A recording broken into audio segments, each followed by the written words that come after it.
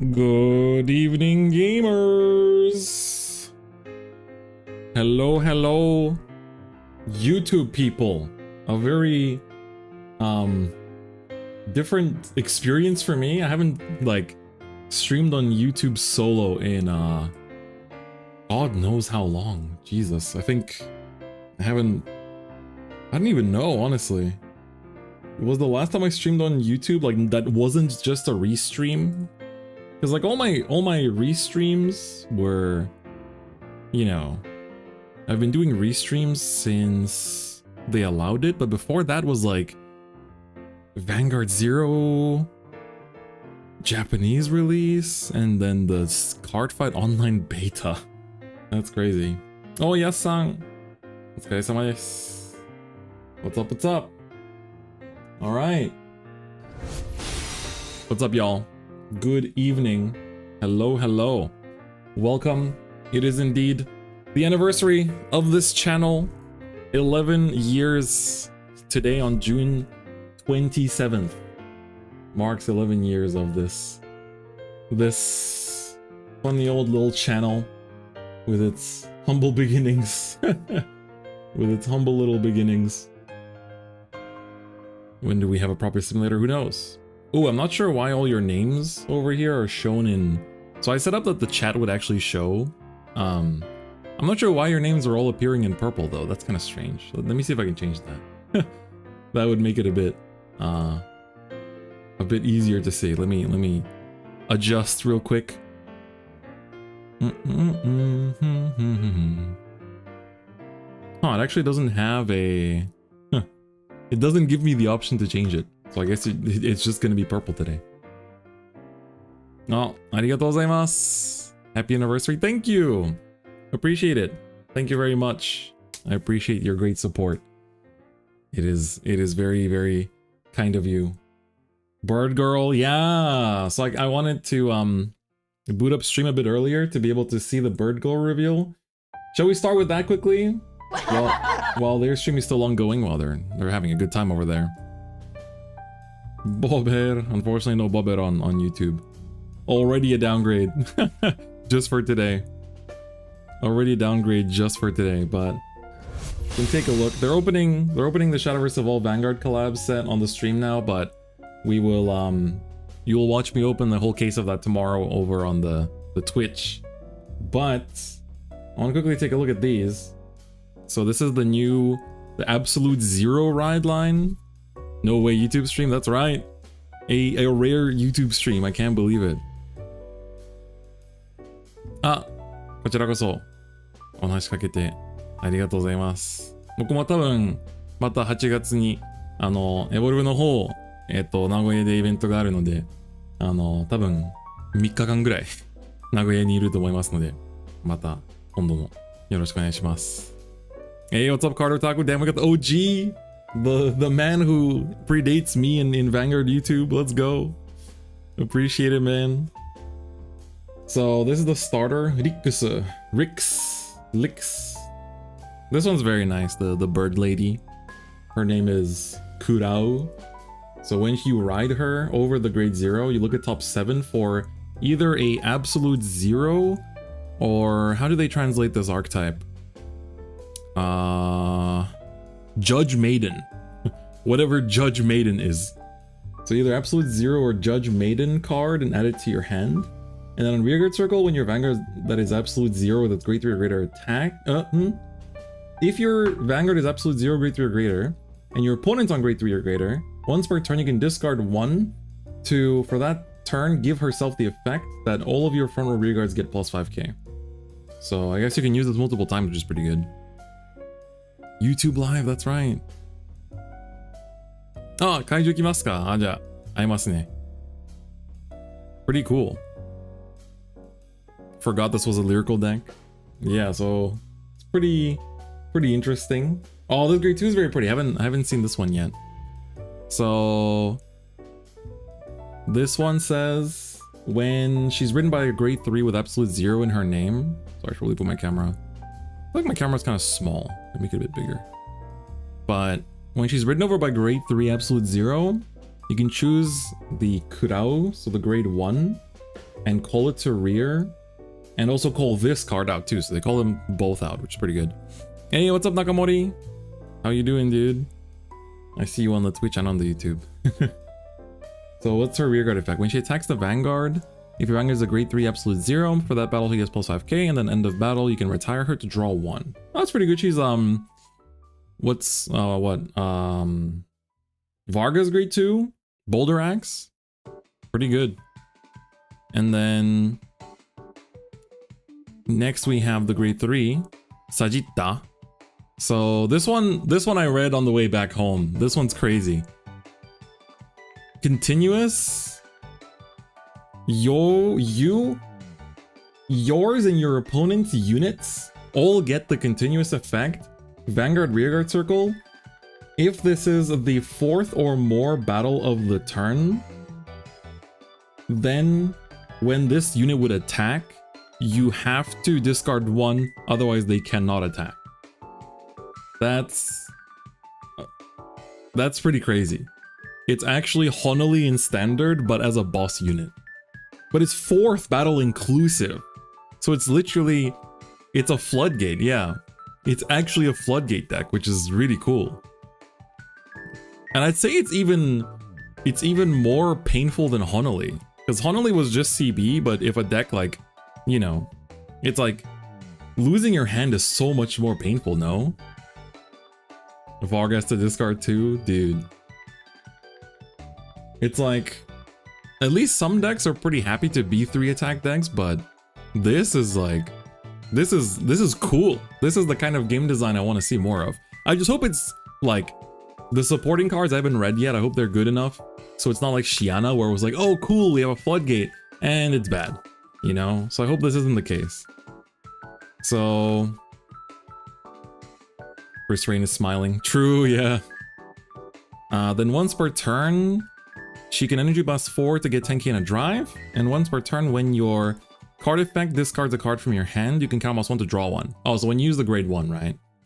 When you use the grade 1. But it's cool. I've been asking for like an ice-themed archetype for a long time, and I like how this kind of like freezes your opponent from doing multiple attacks. That's pretty cool. Then we have Kurunoru. She's a grade 2. She says, when this card is discarded from hand, if your Vanguard is absolute 0, choose a rearguard, give it 5k power for the turn. Not sure about this one. Rearguard circle when she attacks end of battle. If your Vanguard is absolute 0, grade 3 or greater, retire her to choose a grade 2 or lower opponent's rearguard and retire it. Okay. It's a lyrical deck that actually has access to removal. Yeah, she's probably not using the energy cyclers because she has the EV4, right? Let's see, we have a rare Kurari. When during your turn, this card is discarded from hand. If your Vanguard is absolute 0, you can put her to soul instead. And if your Vanguard is absolute 0, then she gets plus 5k shield. Okay. 10k shield is cool. Oh, and it says neither of the effects care about your grade. So it's a 10k shield even on grade 1, which is actually quite nice. Oh, and even if you ditch this for a ride cost, it actually goes to soul too. So it's like Die Mariner. Oh, this one's pretty, the double rare. Ludinia. When placed on rear, if your Vanguard is absolute 0, count almost 1, look at top 5, find an absolute 0 or the absolute judgment card, reveal that to your hand and shuffle your deck. Okay, top 5 searcher, and when your grade 3 attacks for that battle, she gets plus 5k. Okay. I want to see what the judgment. Oh my god, we have Fubuki from Hololive. What does she do? She's the triple rare. During your turn, when this card is discarded from hand, if your Vanguard is absolute 0, she energy charges 1. Pretty good. And in drop, when your absolute 0, grade 3 or greater Vanguard attacks, if you don't have another card with the same name as this unit, you can call her from drop to rear. Huh. So you actually don't need to commit too much from hand every turn. 4 attacks. But you also give yourself the discard thing. But except that you have a lot of effects that work from discarding. So you can actually do 4 attacks, yeah. And when she does attack your Vanguard is absolute 0, grade 3 or greater, for that battle she gets plus 10k. Cool. So she actually benefits you from discarding. And this is her... Oh my god, I'm covering the LSR. I'm doing a bad deed. Alright, I'm gonna be careful because I I did get like decreased monetization. I got decreased monetization on my stream where they revealed the Shadowverse Evolve reprint set with all like the bikini art, and I don't want that to happen again. Anyway, cheers everyone. I decided since it is a celebratory thing, I got myself a celebratory drink to they restocked the grape strongs for the summer.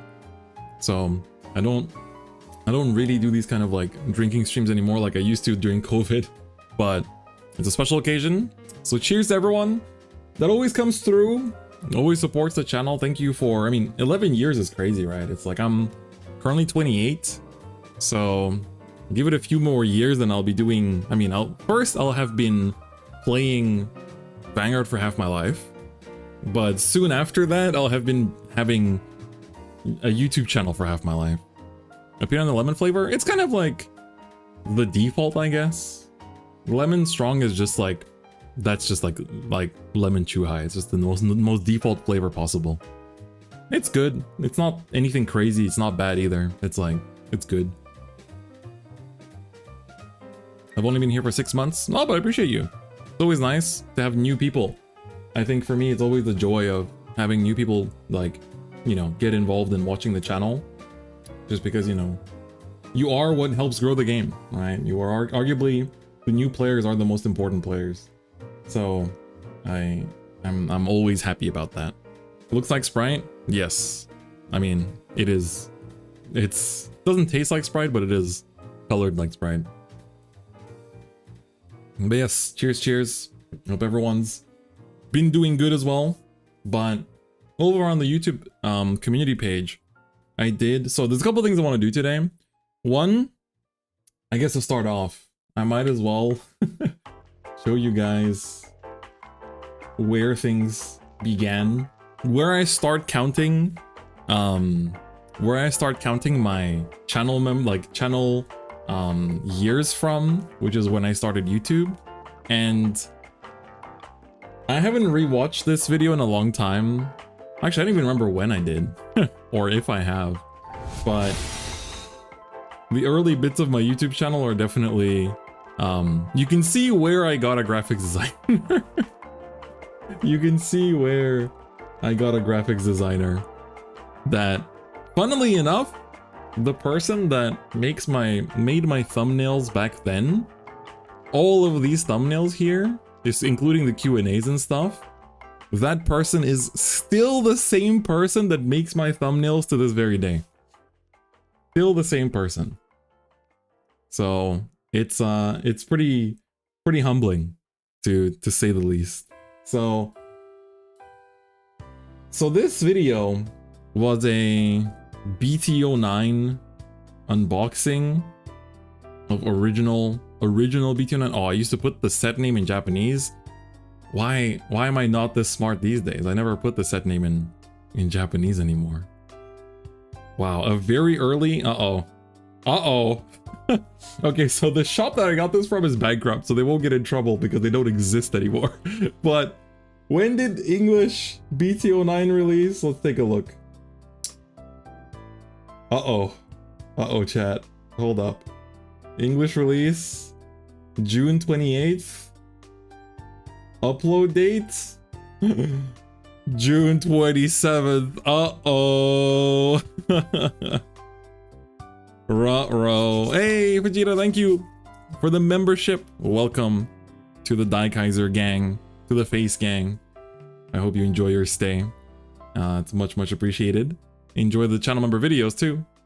But yeah, the shop would just kind of like sell us product like as soon as they would get it, so they wouldn't necessarily wait for when it would come out. But yeah, the shop, obviously, like I didn't even know that Breaking Street A was bad, because back in the day in my country, stores broke release date for virtually everything. And I remember, for example, Pokemon X and Y, I got like the local game store sold Pokemon X and Y 2 weeks before it was supposed to release. So I was already done with Pokemon X and Y before it even came out, which was like insane. Thinking back on it, it's ridiculous. But I was just like, well, it's in stock. They're selling it. I would even ask, like, is this for sale? It's like, yeah. I was like, okay, I guess I buy that. Like, okay. But I feel like that was just common practice back in the day. It's kind of crazy. All right, let's listen to, what was this? 2013. So I was 16, 17? 17, I think. I was already 17 at this point. So this is already like almost 2 years into playing Vanguard. So, hey guys. Oh no, I don't like the hey guy. I think I want to decrease this volume a little bit. So today I got a B29 box.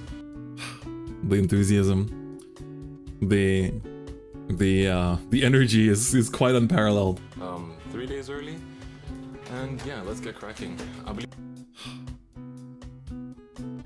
this might be the first English box on YouTube, but I managed to get it quite early, although usually. Why do I say early like that? No intros or anything, just get in there. Just literally, look at this. 10 seconds, we're already, like, the plastic is already off. That's crazy. I don't actually get the sets early, but a miracle happened, and yeah. But yeah, I think by this point, I was mostly already fairly,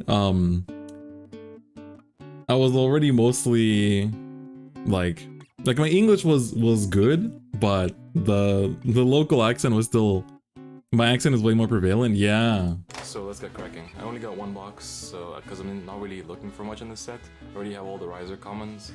And the riser commons. Oh my god, he's playing risers, chat. And yeah, so we'll start with the left side. Whoa.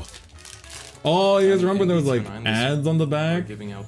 We got the SAO ad. Let's go. These like just papers to advertise the Weisschwarz and oh, the Weisschwarz. Let's go. The Cardfight Vanguard anime. And first, sorry, probably. Where's my music on at? I need to.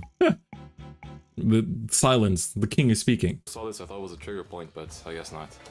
So, for the first. Oh, he's gonna hand shuffle the pulls. Oh, what a god! Oh my god, I don't remember this. I hand shuffled my pulls. A Nova Grappler Beast Deity Yamata no Drake. Damn. So this soundtrack is from Gurren Lagann, by the way. I think I tried to use, so back then I think copyright laws for music, or like just copyright detection systems, where for like music were just pretty bad. So I basically would I would use a lot of anime music and game music back in the day. Well, game music is still fine, but anime music is definitely not. No cross-stream with Twitch? No, because it's literally my anniversary for YouTube, so we're keeping it to YouTube exclusive today. Like this. And I like to open the packs from behind just to save the packaging, so I don't actually. That's where. Use this part. That's where it all began. So yeah. This was that era. I'll just put away this. Oh, dude, the fact that I hand shuffled the pulls was insane. Wow, Supersonic Sailor, that was a broken crit. There's a skill. Yeah, game music is still safe now. Hey, thanks everyone for the anniversary wishes. Damn, look at this freaking pack opening god. 5 cross rides and 2 reprints of Perfect Shields. Whoa, PG reprints. The Narukami one and Gold Paladin.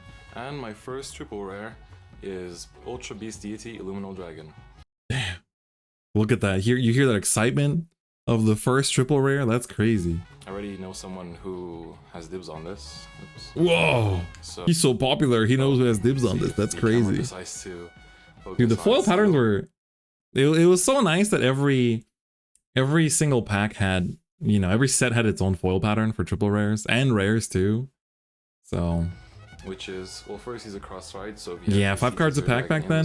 He gets plus 2,000 power. Nostalgic. And you can limit break 4, counterblast 3. When he attacks Vanguard, you can pay the cost. He's explaining. And stand 2 rear. So glad the community has you and your content always puts a smile on my face. Oh, thank you, Arhan. That's very kind of you. Thank you for always supporting. In their card name. Thank you for the kind words, everyone. So you guys are great. That's pretty nice. You could clap packs open, it was over for my TO's ears. You can clap packs open? What? Riser coming, you crit That for, sounds dangerous. And the Aqua Force rare. CB3 restand to the OG Perfect Riser. No, bro, that's the OG Roto Visor. My bad. So let's put it over there. But yeah, there's also It feels like the music's getting louder and quieter all the time. Hey, what's up, Hal? Appreciate you, bro. I'm watching the first ever video on this channel. Like the grade 2 has 9,000 and so on. Oh my god. And whoa! He's pulling PGs. Vanguard gold. And the reprints in this. Can you be a little bit more excited? Does this guy get excited about anything? And people say, "Oh, my spirit." Uh-oh. He's gonna give a hot take. He's gonna give a hot take. Hold up. Oh, nice. Blasto Dark Spirit. My second double. Excitement, unparalleled. Rare. And people say, all my friends that have gotten boxes so far have told me that in every box you get one spirit. So it's either Blaster. Whoa, shit, that's crazy. A spirit per box? That's insane. Blaster Blade. So I can confirm that actually you do get, well, at least one spirit from a box. That's crazy. The spirit I prefer. Only show excitements for SPs? I don't have a playset. Did I build Beast Deities? I never built Beast Deities. I brought Beast Deities. I had a friend who quit the game at one point because he was moving, he needed money. And so he just like wanted to get rid of his old collection for cheap. And this was already somewhere in G. And he had a bunch of like Break Ride era decks. And I remember then part of the Break Ride era decks that I bought from him included Beast Deities. Bro had no life in his voice. Unparalleled one of excited. Excitement. And dude, the hand shuffling, dude, I'm gonna do this tomorrow with the evolve boxes. Just hand shuffle the pack. So rare. Alright, let's see some more excitement. Come on. And my second triple rare, Blazing Line Platina Azel. He's so happy. That's crazy. That's crazy. Yeah, that looks actually pretty amazing. Are you sure? One, he's a cross-side of Blonde Azels, so... You sure, buddy? Oh, hold up, I pulled a Pharaoh. No, you just stand one of your rear guards, so it's quite nice. And oh, my third double rare is Starlight Melody Tamer Farah. Am I happy? Actually, one of my friends is playing her right now. I also play Pianluna, but I play Luke here. And yeah, so her skill is... All the way back then. All the way back then. We were still playing Luke here. So monotone, I'm sorry. One Persona Blast. You Soul Charge 2, and then choose one from Pale Moon from your soul. Bro really is like the most monotone dude. I mean, the meme of like all Eastern Europeans are like depressed and hate life is just like very accurate here. Decibel goes up by 1 when triple rare shows up. Man can't hide his excitement. More like he can. He's pretty good at it. And another double rare. Fantasy Petal Storm Shirayuki. Whoa, I read out the whole card name. That's crazy. It's not just Shirayuki. Her skill is Bring back Farah. She's an Evolve! And when your opponent Shirayuki was used a lot in V. Attacks, you can... She also got a Stride in GR too. Minus 20,000 from the... Oh shit, I pulled a Glory? Uh-oh. Uh-oh. Let's see what we get. Oh yes. Perfect. Absolutely perfect. Whoa, he's excited. Holy, oh my god. He's actually kind of excited. He's actually hyped about Glory Maelstrom. Why Glory Maelstrom of all? Glory Maelstrom. This is actually the only triple I want from this set. I only won him twice. And I got him once, and then my friend said he'll trade me his Glory for one of my Luminals. Damn, that's a broken trade. That's crazy. Yeah, Glory was a chase card in that set. Everybody, I remember on the release day of the set, everyone thought Maelstrom would be like tier 0 because of the guard restrict. So, I actually got 3 cross rights from this box. Damn, that's crazy. So he's really done it. Cross rights. He's really gone and done it. Platina Azel, Luminal Dragon, and Glory Maelstrom. That is pretty amazing. No SPs, but... Wasn't this the 3? Was there any other? Oh, there's Amaterasu cross right too. Did I pull her? Let's find out. So I guess then again, Ifron, of course. Dude, the fact that I hand shuffle the pulls is crazy. Yeah, it is. Oh! I'll just go through this slowly then. And the final double is... Oh, I thought it was an SP. Well, what's the point of the suspense, bro? Break 4 when he attacks the Vanguard. If it's a third damn, you guys remember Tri-Stinger Dragon? Unflip them. The second skill is combust 2. One of the first guard restricts? Technically, Silent Tom was the first guard restrict, So right? that's my final double. Back when guard restricts weren't even like a phrase yet. Play him just to mess Dark Spirits. What were the pulls like back then? A box was like 30 packs? The box for the Wasn't doubles, it? I got Or maybe not 30. 20? Farah. Was it 5 doubles? Tri-Stinger the GOAT! That was actually pretty good. Double rares. Yeah, Amaterasu had a cross-ride, indeed. With 3 triples. Yeah, I think it stayed triple, like, it stayed with 3 triples for a while. And then they added new rarities that made triples less good. 24! Yeah, it was 24 packs, right? Was it 30 packs? I don't remember. Let's see the comments. Oh my god. What am I replying to? Was it just YouTube was so broken you couldn't reply? Whoa, wow, somebody actually... That's cool. Somebody actually commented. What else?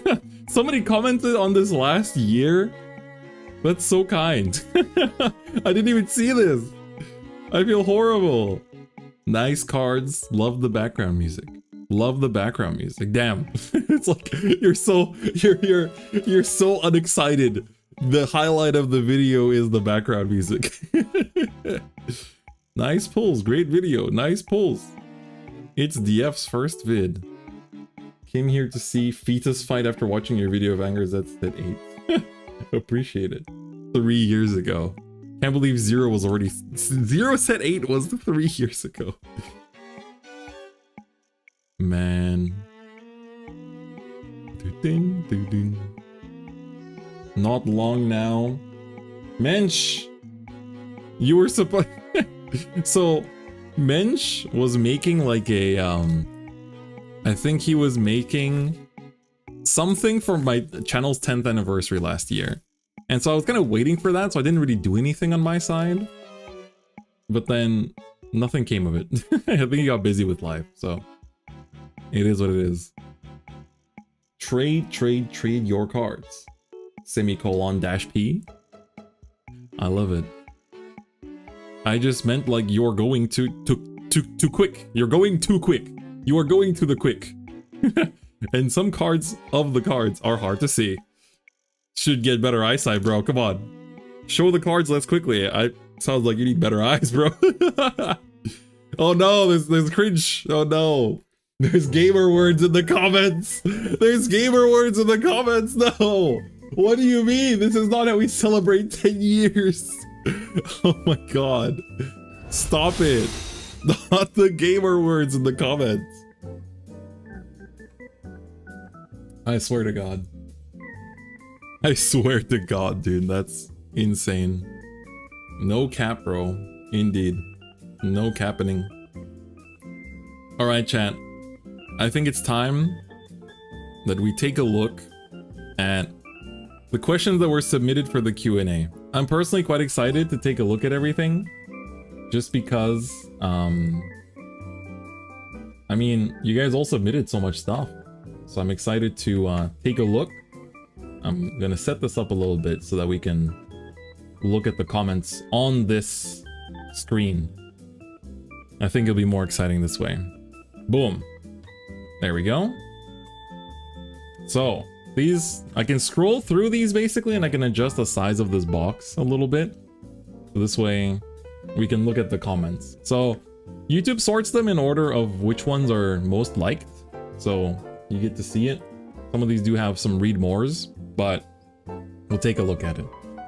So by far the most requested question, but by far the most liked question too, I'll leave a heart after I answer it, but will I ever do a how to play standard edition? And funnily enough, I've actually been thinking recently that I should do skits again, just because of the fact that shorts exist. And I feel like, especially like how to play is so, it feels like it's made for, it feels like it's made for freaking, for shorts, you know? So I don't know if I would do like the exact same thing, but I know that whenever I say the words "in reply," it it sends nostalgia brainwaves down down people's what is it? Down what even? Necks? Where does a nostalgia wave travel through? Music to my ears. Ears? He said it. He said it. I can't believe it. 5 times longer career than Zero. We did it. Vanguard 0, baby.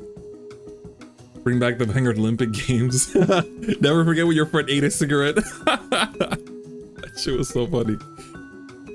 How to play series how I got to Discovery in the first place. He said the thing. I think I'd like to do skits again at some point. And I feel like it could be fun. I feel like I haven't picked that part of my brain in a while. That's like the main thing. Is like, I haven't tried to cook any funny ideas like that. A lot of the videos I want to make are more like long form, like analytical stuff. So that's kind of why I haven't made one in a while. But yeah. Which how to play was your guys' favorite from back in the day? I think mine to this day might still be the Aquaforce one. I like the Aquaforce one a lot. The DI one? Really? Pale Moon one? Vanguard Olympics killed me. Yeah, it was. Thing is, Vanguard Olympics came out during like the filthy frag era of the internet. So that was like a big influence too. It's like, it's 100% like just that kind of like stupid shit. I guess now it would be like the Cold Ones era. Well, not era, I guess, but more like style, I guess. Dark Irregulars, Daikaiser, Aquaforce, Shadow Paladin. Pale Moon. Yeah, I know a lot of people love the Pale Moon one. Oh, true, Murakumo was peak. Yeah, actually. Oh, Murakumo and Aquaforce are pretty close match. Could you say he ate a cigarette in the voice? I don't remember the voice. He ate the cigarette, like, was it that? Oh, man.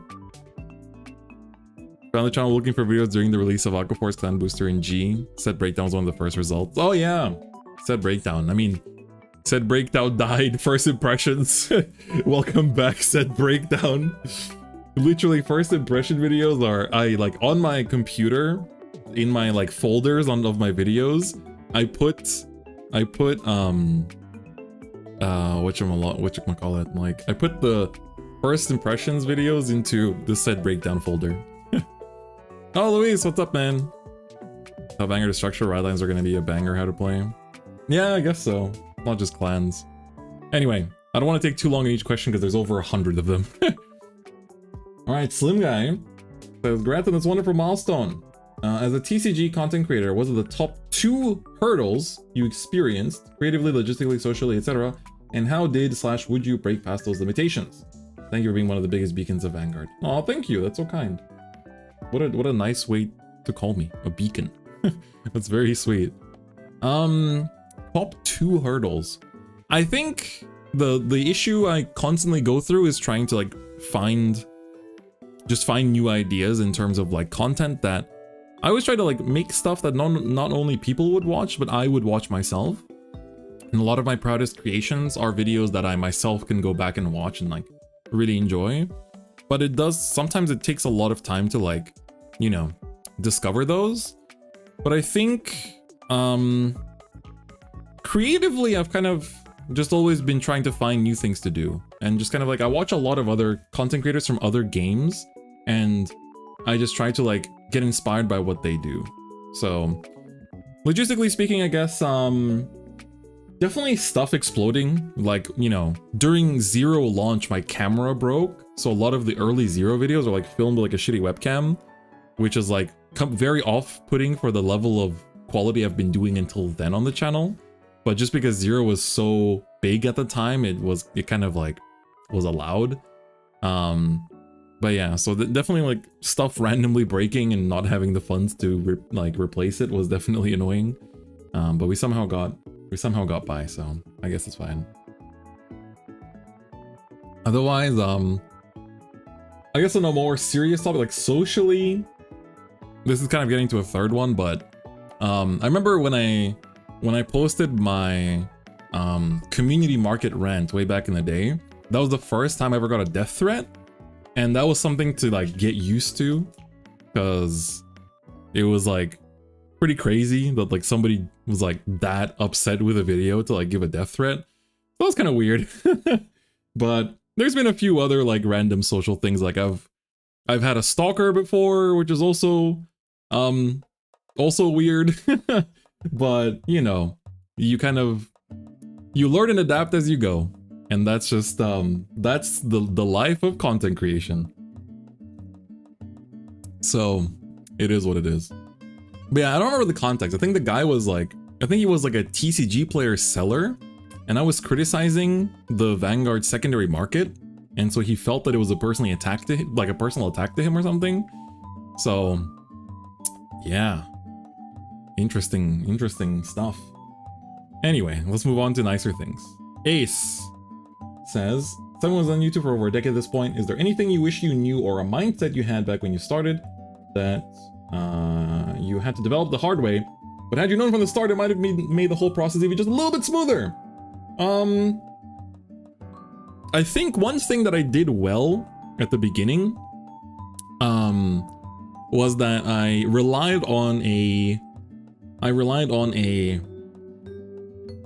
graphics designer for my thumbnails from a very early on point, and I think that was smart of me, because I definitely suck at that. And it's kind of like even now I wish I had an editor. Sometimes I still edit all my videos myself, but that's something that I kind of wish even now I want to tell my current self, like, just find an editor. Like, but it's hard to find someone that also knows your game and wants to edit.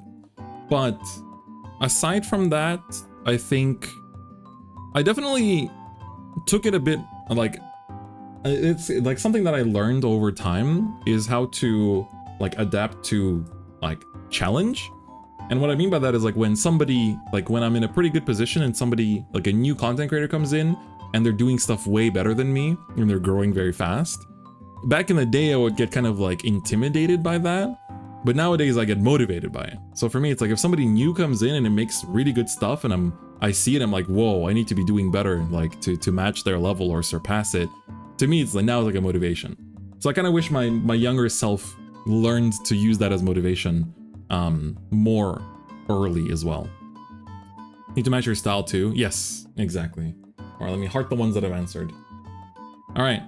First of all, congratulations. Just subscribed a few weeks ago. Oh, that's very kind. The question, how long, where, and which methods you use to learn Japanese? Okay, I think there'll be quite a few questions about Japan. So once they start to like overlap, I'll like ignore them, I guess, or just kind of like go next. But I started studying Japanese in 11th grade. So by like the Japanese school system, that would be like second year of high school. So I started studying Japanese in second year of high school in 11th grade. Struggled a lot. It was something very different. It was also my sixth language, sixth at the time. And I initially definitely struggled with it, but then I'm glad that I took lessons at school. So I had extracurricular lessons at school, where it was once a week, and I went with one of my childhood best friends. And yeah, I started from there, and then when I went to university, there was no Japanese classes there, unfortunately. Anime and stuff wasn't that big back then either. It was still kind of like niche. So that's part of the reason why. But my university had a lot of Japanese exchange students.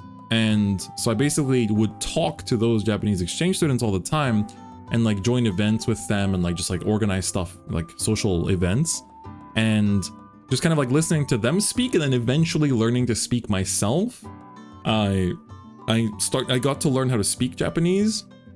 And then after I did my exchange in Tokyo in 2017, that's where I learned to really get comfortable with it. Like, especially with like reading it more. Like just going to Japan was a very big help. And nowadays I self-teach myself mostly kanji. Kanji is my biggest weakness still even now. So I just use apps. I recommend Wanikani if you want to learn kanji.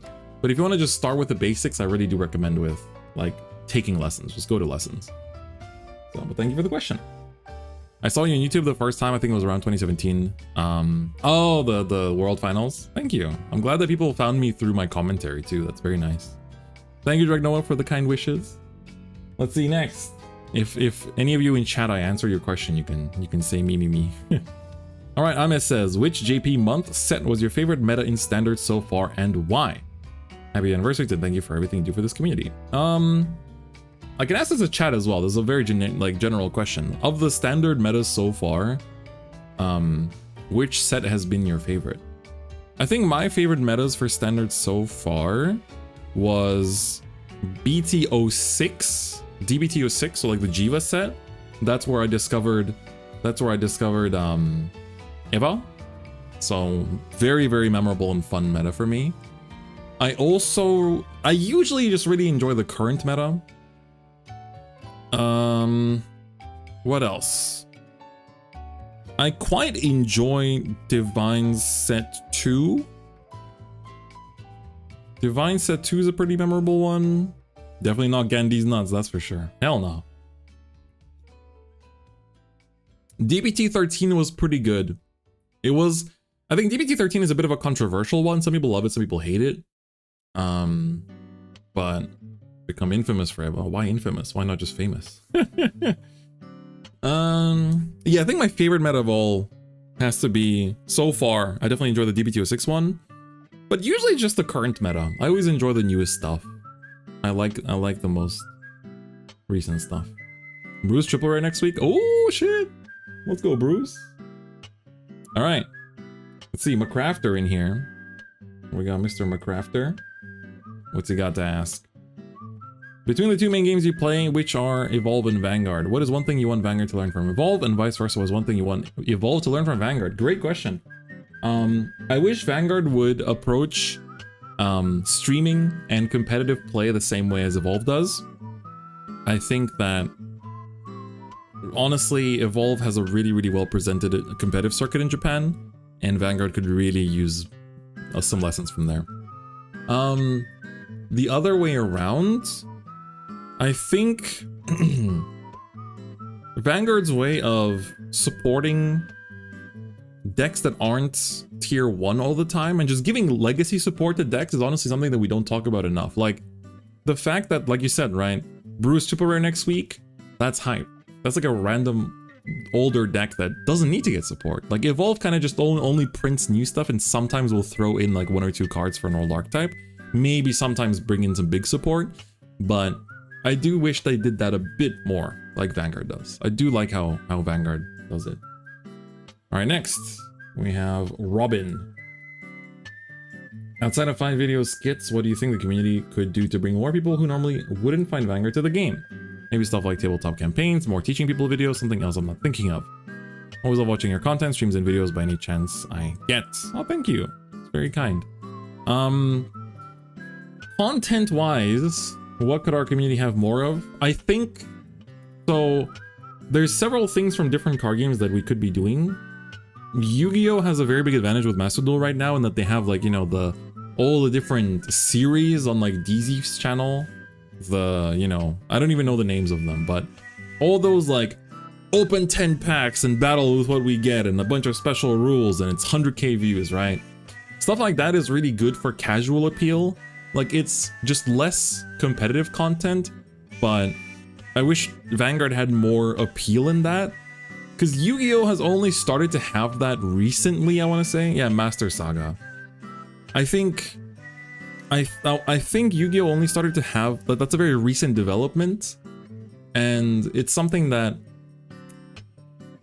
Vanguard, I wish it had it, but without a simulator, it's pretty hard. And Dear Day sucks. So, like, and doing it on Vang Pro is kind of weird as well. So, like, I do wish we had a bit more of that kind of, like, of that. And also, I think Vanguard is English Bushiroad, not as much, but Japanese Bushiroad is horrible at motivating their influencers to do anything. Like, Japanese Vanguard YouTubers currently get no kind of benefits. In the past, there used to be. In the past, they had a content creator program, but now there's nothing. On the other hand, Duel Masters invites their famous YouTubers and stuff on the official channel, gives them jerseys, puts them in esports teams, and like makes them play with like unreleased cards to like hype up the new release, right? So I feel like Duel Masters does a really good job of like motivating content creators to try hard and become, you know, well known. Pokemon does it pretty good job too. They have a lot of invitational things, so I kind of wish they did more of that. Don't worry, Cardfight Online is releasing in spring 2015. So yeah, that's my question to this, or answer to this question. Next, we have Mitch. This question from 8 hours ago. Crazy 11 years I've been watching since I was in 6th grade. How was the transition from moving from your home country to Japan? What hurdles did you go through transitioning into a new culture? With a minor in Japanese and wish to someday live in Japan. So I'd like to ask others what their experiences are so I can prepare myself. Thank you very much for the kind words. So I lived in Japan before. Oh, Mitch, you're in chat. Hello. I did an exchange in Japan in 2017, and before that I went to Japan with my mom for the very first time ever in 2016. And basically when I was here for exchange, I really enjoyed it, but I was like, I'm not sure if I would want to like live here for the long term. But then during COVID, I kind of realized that when I lived back at home in Luxembourg, that I don't really want to stay here for life either. So I was like, I definitely do want to switch up my surroundings. And so the answer was I want to move back to Japan because I felt like it would match me quite well. Hey, Alex Jacobs, thanks for the 8 months. Let's go. Appreciate it. Got the membership renewal. Appreciate it very much.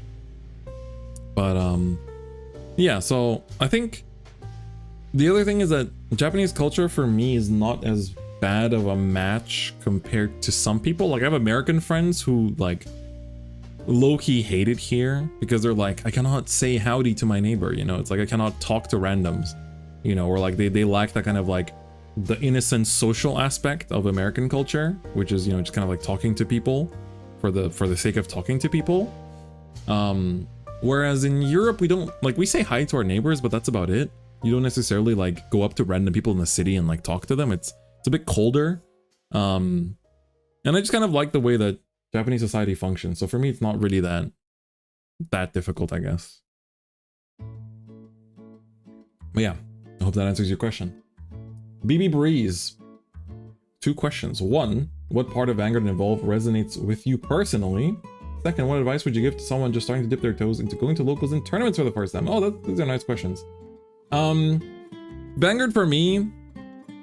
Oh, thanks for the congrats. I think Vanguard for me, I realize this every so often, but especially after learning One Piece TCG, is that triggers are the best, dude. Triggers and drive checks just are the best. There's nothing, no other mechanic in any card game that gives me as much satisfaction as triggers. Like, I play One Piece, and I immediately feel like there's something missing.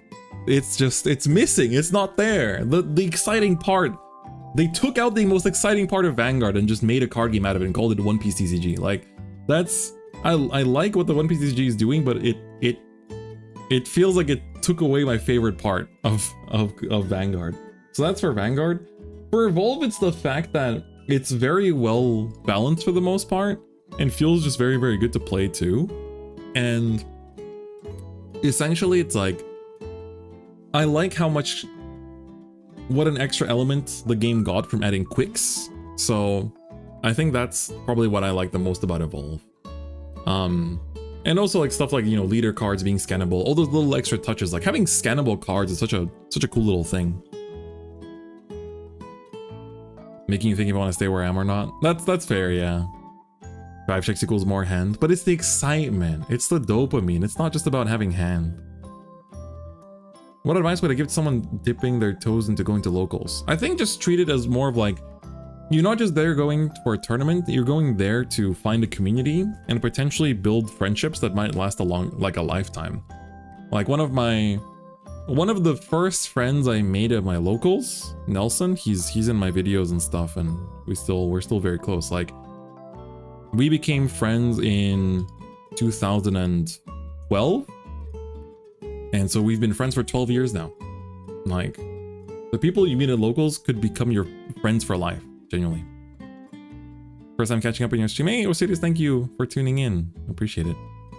That's why I say Vanguard is one of the best games to stream. Yeah, exactly. But yeah, hope that answers your question. Anubis, one of the bigger representatives for Vanguard for the English side. What are ways that smaller Vanguard channels can improve and expand to reach a similar audience? So I'd say one thing is you should be looking at what other people are doing successfully and seeing how you can take your take on that. So what I mean by that is, like, if you see, like, for example, even I do this, right? I might be the biggest Vanguard YouTuber, but in the grand scheme of YouTube, I am not that big. So I watch a lot of other channels. So, like, to give an example that I think most of you would know is like Wolfie. So I watch Wolfie's videos and I'm like, I really like this and he's doing something really well. How could I make a Vanguard version of this with my own style, right? That's something that I think smaller channels don't really, like, some do, but usually the smaller channels that do that will get noticed very quickly, because if you make good videos, your channel will blow up within the Vanguard community very quickly. Like, you know, we, I don't know if Deckflare was in here, but Deckflare stuff is like 100% an example of that. And then of course, you know, you also have Past Turn, like, is another example of, like, they make great quality, so it immediately got popular, right? And I think it's also, like, don't be afraid to reach out for collabs. This is something where, like, I don't really reach out to other Vanguard channels that aren't, like, my really close friends for collabs as much.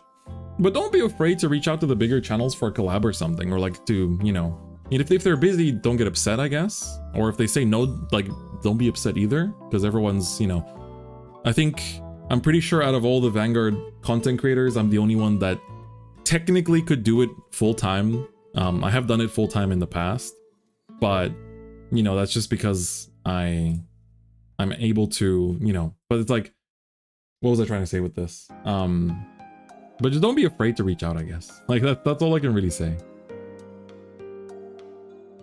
We took an inspiration from Magic channels for multicams. Yeah, I think Philip does a great job too. Also, I want to, while we're here, I want to also take a moment to thank Pogustine. Pogustine, the freaking legend. He's been previewing this to me for the last few days, but he asked me who are, like, give me 4 waifus. And I told him, I was like, all right, here you go.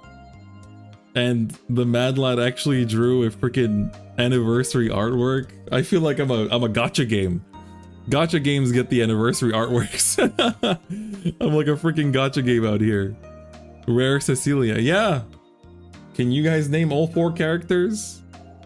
Well, I guess Che just named one of them. What are some ways we can increase more English Vanguard players? Oh, in some countries like Singapore, if it's already, like, if the Japanese scene is already established, it's kind of difficult. 100 pulls incoming. How do I Vanguard in Pakistan? You probably have to import. Insert Regali anniversary theme. True! Licia, Galmu, Eva Celica. You got it. So, in order. Look at Eva's dress, bro. I want a full art of this. She got the little ribbons in her hair too instead of the lock rings. This is good. Augustine, this is good. More of this. Let him cook. Let him cook. This is great. We got Celica from Fire Emblem Echoes. Licia from the Side Games universe. So she's originally from Rage of Bahamut, but she's in Shadowverse. She's in Rage of Bahamut. Of course, she's in Rage of Bahamut. She's in Grand Blue Fantasy as well. And of course, Galmu, my dear Shadowverse wife. She's great. She's great. So thank you very much, Augustine. Hey, what's up, Funfragger? How you doing, bro? I think I saw your... Oops, not this. I saw that you commented at one point that that you had a kid recently, right? Congrats.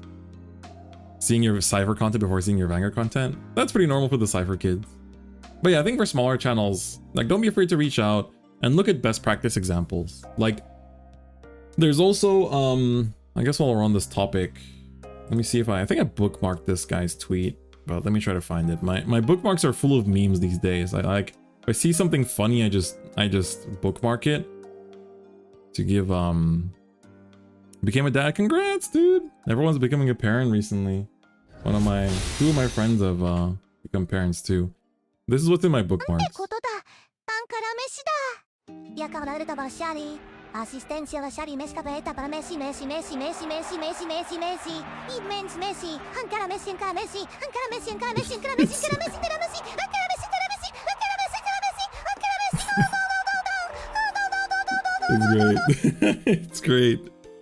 Ankara Messi, Ankara Messi, goal, goal, goal, goal, goal, goal, goal. It's so good. This is what's in my freaking my bookmarks now.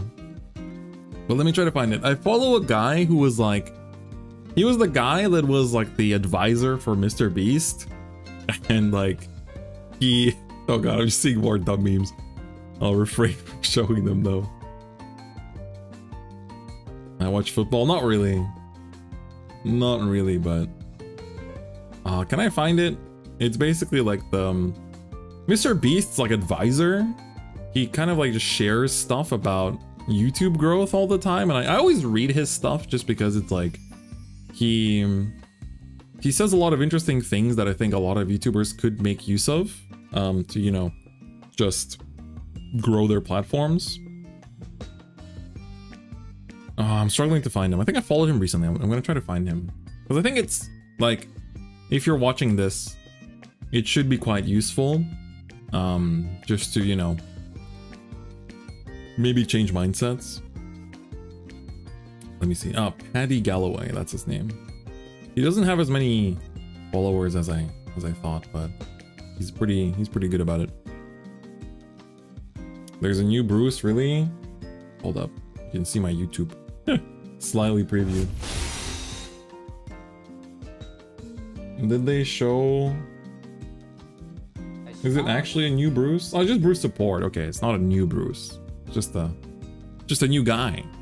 New Diablos. Oh, Flamgram support. That's kind of cool. Maxime sends you links of that guy's videos all the time. I don't think he makes that many videos. I think he mostly just talks on Twitter, but this guy's pretty good. He talks about like, he's like studied YouTube every day for over 10 years. And he talks about 12 steps to grow a YouTube channel from scratch in 12 months. So I'd say read through his stuff.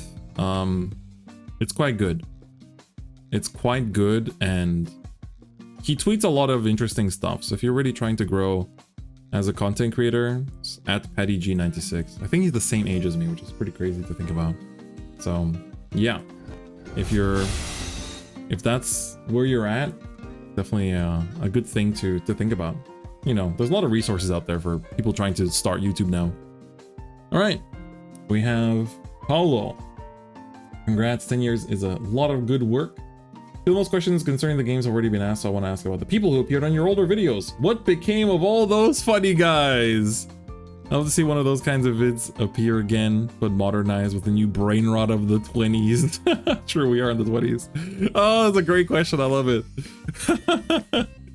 What became of all those funny guys? So, oh man, do I have... Der Zweite, if you're still in chat, do you still have the picture? You drew the Olympic squad. I got sleeves of that done. Oh, do I have... So we used to have oh man, I wish I had like a picture of all of them together, but the entire squad. Yeah, so Dare drew pictures of, like, he drew like fan arts of them. I don't know if he's still in chat though, but basically I think the squad consists of so my two best friends from childhood, their names are I think I introduced them on the channel, so they were part of the Q&A in 2017. So I can probably find it. So probably if I just search DifferentFight Q&A 2017, right? So these guys, right?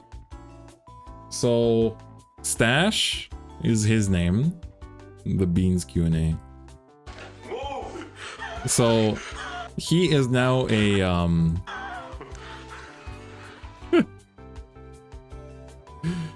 don't know how to cook. Ask your dad. I don't know how to cook. he's great, but so he's now a he works in like aerobics, and he's like a basically like a gym trainer, but he has like his own startup, and he kind of like works with that, so it's pretty cool. He has like his own little like thing he's doing in the world of sports. And then Mr. Well, why did the quality die all of a sudden? Why did we go to 144p? What's going on, dude? And then Pyotr, he just had, which one is your raid message from? It's the intro of this video.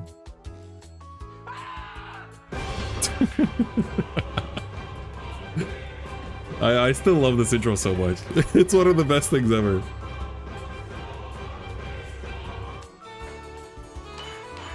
It's so good. It's my favorite. So yeah, they're still in Europe though. But and then the one that dies at the beginning, Pyotr, he just had a child. He literally had just had a child like a week ago, 2 weeks ago. So everyone's grown up. But then from the Olympics, do we have any change in cast? I feel like the Vanguard Olympics. This one? No, maybe. So just seeing this again, it's nostalgic. Oh man.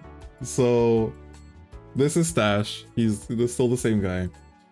Nelson is the guy that I said is my best friend from locals. He works as a photographer now. So he's photographer, editor, he works in the media basically. And then good old Dawe. He also moved to Japan. So he also moved to Japan, but he lives in the south. So quite far away from me. And then my boy Felix, he's a chef. So he's actually like he's a pretty well-known chef now. He's worked in a lot of restaurants and he's like done his own business too. So yeah, everyone's doing cool stuff, honestly.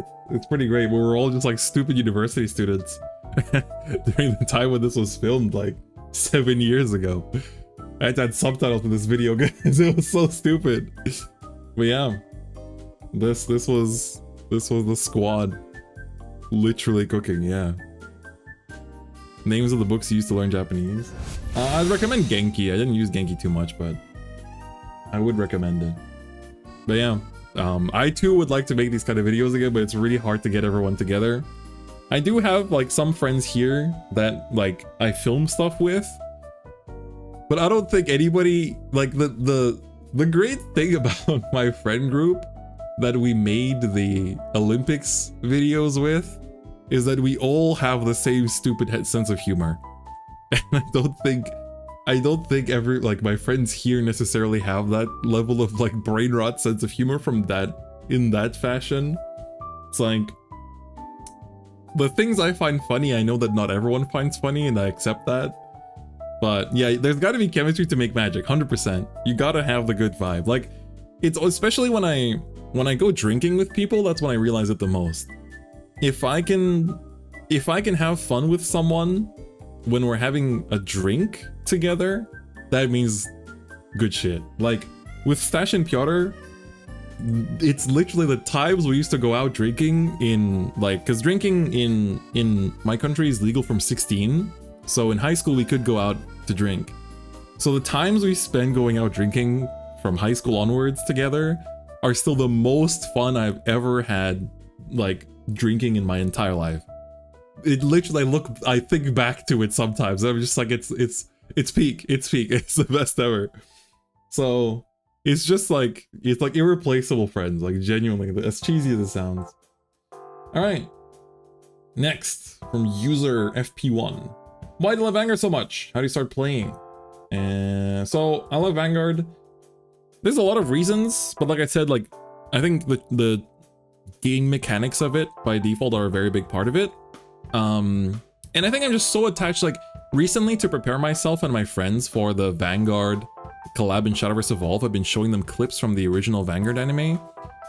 And I just remembered how much charm the original Vanguard anime has. Like not just the first season, but like all the first few seasons and like the early, like the G era and everything. Like Divines definitely looks really good, but it doesn't really have that like the card gamer anime charm that the original seasons had. So I think it's just the charm of the franchise is why I think I will be playing Vanguard like either until I end or the game ends. To put it bluntly, it's either me or the game, whichever goes first. So, but I learned the game because I watched the anime. So there wasn't anybody that taught me the rules. I learned it myself. And then I taught my friends the rules. Anyway, next, Emmanuel Kai. Oh, thank you. Always been the face of Vanguard for me. Thank you, that's so kind. Even when I was a small baby YouTuber, that's so sweet. What do you personally think Vanguard was at its healthiest gameplay, community, and anime-wise? So glad you're posting all these years later. That's so kind. The healthiest? Honestly, I don't think the game has ever really been that healthy. I feel like there isn't a single memory for me where the gameplay was healthy in a sense, or like the meta was good, you know? It's like early Vanguard was dominated by Spectral Duke, and then it was dominated by MLB and Dot and Tsukiyomi. And if you were in Japanese, early Vanguard was dominated by Barkle. So it was broken because of that. Then it was broken and dominated because of Revengers. Then it was broken because of Chaos Breaker. Then it was broken because of Nouvelle. Then it was broken because of Legion. Then it was broken because of Sanctuary Guard. Then it was broken, or before that it was broken because of Lacrosse. Then it was broken, you see what I mean? The game is always broken. The meta is always bad. The game sucks, right? But it's still the best, right? So the game has never been that healthy. I feel like there's always something to complain about, and at the end of the day, if you enjoy the game, you're gonna have fun with it. Like it doesn't matter whether the meta is good or not. It literally doesn't, like, it doesn't matter. Just have fun, you know? 7 Seas. Exactly. So Lambroke, Grey 2 Gaming. I think honestly the more recent D eras have been pretty healthy. Like I think there's been a few like over this era metas where there's just so many decks that you can consider top tier that the metas feel very good to play. So I think that's why I don't really complain. It's like, shouldn't we, whatever, shouldn't it can be tier 1 for as long as it wants? I really don't care. It's like there's still so many decks that can beat it, and there's so many things that make the game exciting that it doesn't really matter what the top dog is. There's always a top dog. It's like, and people will always complain about the top dog. People complain about Jet, which is crazy to me. There's some people that like hate Gear Chronicle. I'm like, what do you hate Gear Chronicle for, other than the fact that it's strong? But it's not like, it doesn't floodgate you, it doesn't dominate you, it doesn't reset your power, it doesn't like guard restrict. I mean, it does guard restrict you sometimes, but it's like it's such a fair deck. But yeah. But I think if we're talking healthiest in terms of community and anime also combined in that, I think the community has been pretty good recently. It used to be pretty toxic back in the day.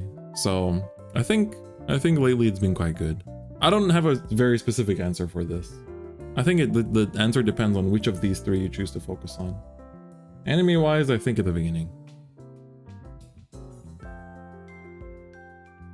But yeah, I don't know if that answers it, not really, but I hope that is satisfying enough of an answer. If you'll make it nostalgic, we can bring Toxic back. Fantastic. Alright, I've only been watching it for a short while, but I've already become a massive fan. Oh, thank you. What do you love about Vanguard the most specifically? Is it the gameplay, the anime, the many different decks or playstyles, things like that? I think it's definitely the IP as a whole. Like I keep saying, it's like drive checks are a big part of it. So like the gameplay, I think Even when the anime was mid or not existent, the gameplay gets me by. So I'd say the gameplay is the most important part. The anime is definitely a big bonus to it though. Like I think if Vanguard didn't have an anime, it'd be very boring. It's nice to be a weeb. What's your earliest memory of Daikaiser and why are you so drawn to him? I have a whole video about this. DifferentFight, why I main Dimension Police, I think. Oops, sorry. This video here. Sorry, it's like old 4 years ago, old camera and stuff, but this video explains why I love Daikaiser. Basically, TLDR, I was a depressed high schooler and I watched Gurren Lagann, and then I started to see hope in life again, combined with my friends also being the goats.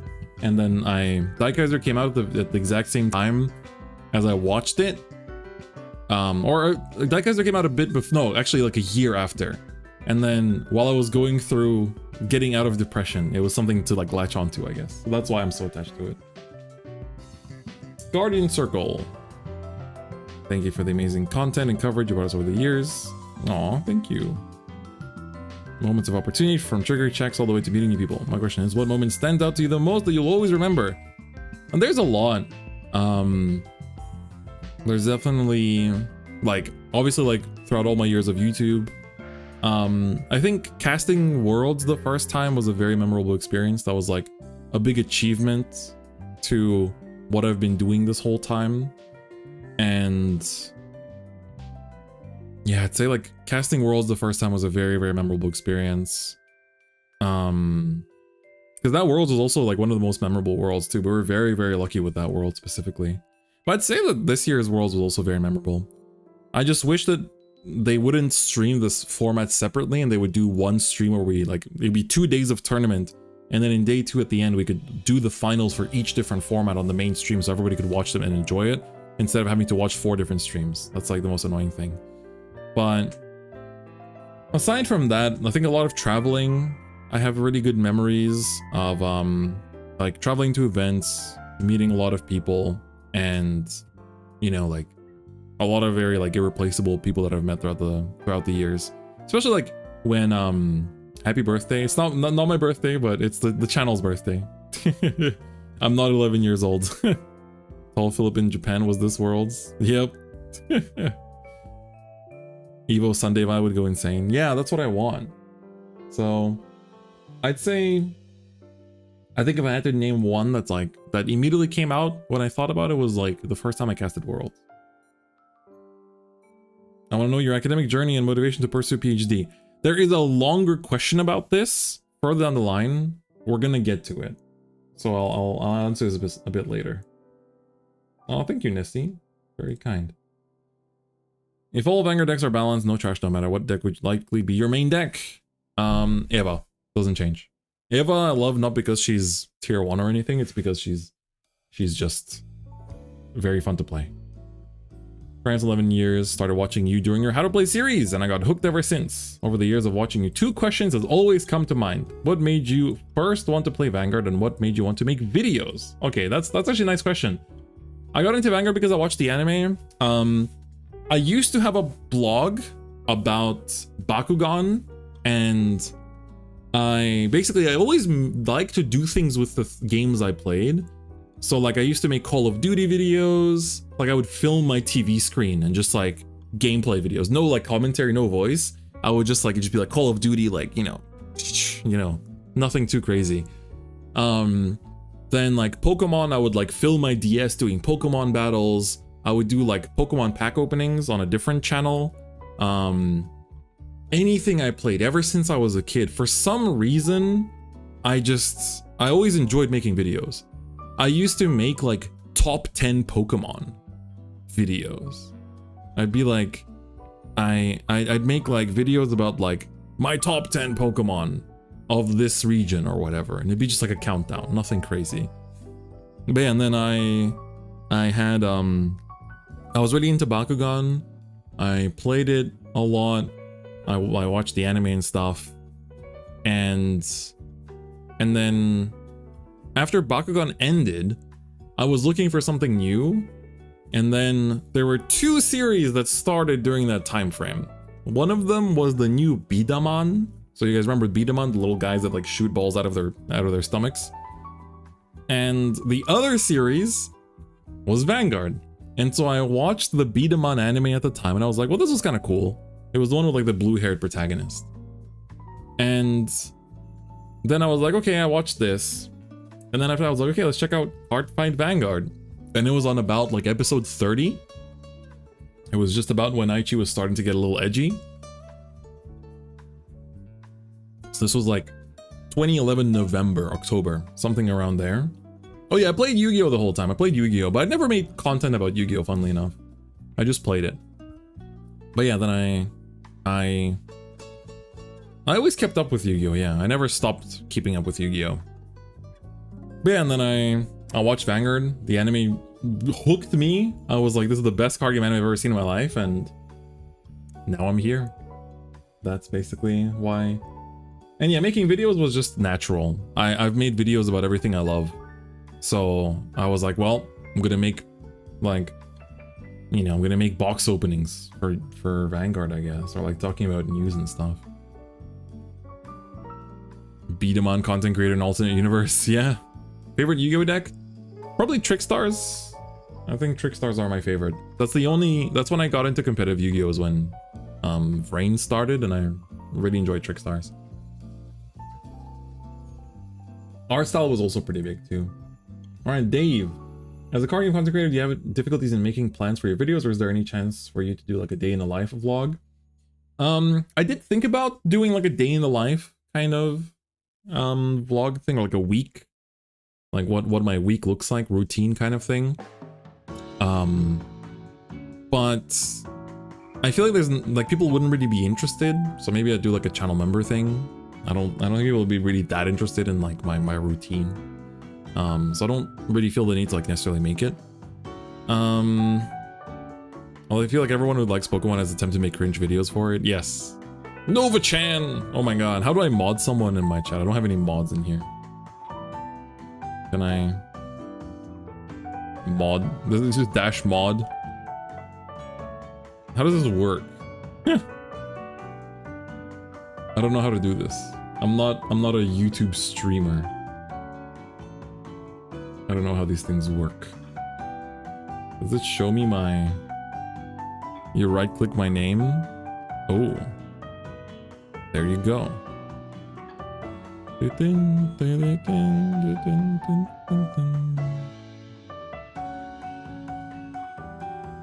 There we go. Never made a cringe video on Pokemon? Well, you should, Kai. It's time to make cringe. Here. Let me mod my friends. There we go. Hey, Shadowbow! Nova gained godhood. Thanks for the 6 months, man. Appreciate it. Very kind of you. Nova has power. That's right. She does. She does indeed. She has the power. But yeah. Thank you everyone for the YouTube channel memberships, by the way. Appreciate it. Wish YouTube had VIP badges like Twitch. Yeah, true. That would be nice. But anyway. Difficulties in making videos. I try, so when I'm not busy, when I'm not super busy, I do try to like allocate time to really like schedule videos, brainstorm, and all that kind of stuff. And I think sometimes like I realize I hit a wall in my current skill set, and then I usually, in order to advance that, I spend like a whole day or two just researching like new editing tools, or like new ways of like just like new ways of like doing stuff in videos in general. So that's kind of like, I guess that's like the main ways I get through my difficulties. Generally speaking, I treat difficulties in a good way. I just like, it's challenge, I need to get over it kind of thing, you know? So let's see how I can get over it. But yeah, thanks for the question. Have I ever considered quitting Vanguard? Ooh, if so, what made you consider it and what helped you stay? V-Series reboot was very close. That's probably the only time. I think that's the only time I really thought, is this it? Am I done with this game? Like, this is... V-Series reboot was by far the biggest spit in the face I've ever felt in the history of playing this game. To this day. V-Series reboot feels like you took the history and love and all the precious things that made this game what it is, and you basically turned it into nothing. You turned it into the most bland mishmash of bullshit ever. Most disgusting thing that's ever been done in this game.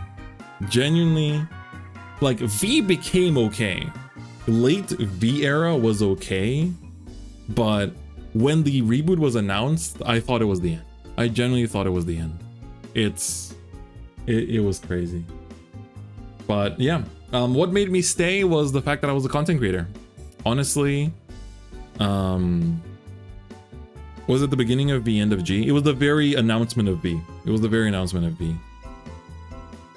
It was the very, very announcement of V. So GBT14 I enjoyed. End of G itself was super fun. But the announcement of V and like playing V set 1 was the worst. So what made me stay was you guys, literally. If it wasn't for this YouTube channel, I probably would have quit. So thanks for watching my content and supporting it. To stand or not to stand the Vanguard? I think you should stand it, otherwise you can't attack. Let's make that many more. What would you say your most and least favorite Vanguard metas? So the least I just answered, VBT01. VBT01 was by far the worst. Absolute dog shit, never again. My favorite Vanguard meta? I enjoyed the meta where Sin Buster Daikaiser was viable. So like Sin Kaiser early G era was fun. I also really love DBT06. DBT06 is it has a special place in my heart. So I did actually quit because of V. I think a lot of people did, yeah. Sin Kaiser. Yeah, Sin Kaiser was very fun. I honestly enjoyed OG Vanguard quite a lot too, just because it has a lot of memories for me, like finding my first ever locals, traveling internationally for my first ever tournament, getting into my first ever like competitive game. You know, Spectral Duke dot meta was not necessarily the greatest, but for me personally, it was a very memorable time. Did you have more hope when D-Series was announced? Yes. D-Series, even with the OT announcement, was to me like, finally, yes, this is what the game needs to go on. And I was correct. I was correct. I was so correct. Will you do a video on how to prepare for an official Vanguard tournament and things to avoid during those tournaments? Yes, if there is demand for it, for sure. Thank you, Overtrigger. There's actually a guy called Overtrigger. That's great. I love it. But yes, I definitely do want to. I used to make videos like that way back when, in G era, but I definitely do plan. I'm working on something similar, so look forward to it. 11 years is a huge milestone, and you should be so proud, as all of us are of you. Aw, thank you.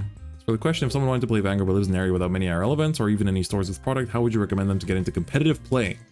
I'd say join online tournaments as much as possible. I think the Vanguard League that is currently happening is a very good example of that. It's like a cool little event that's online that's happening.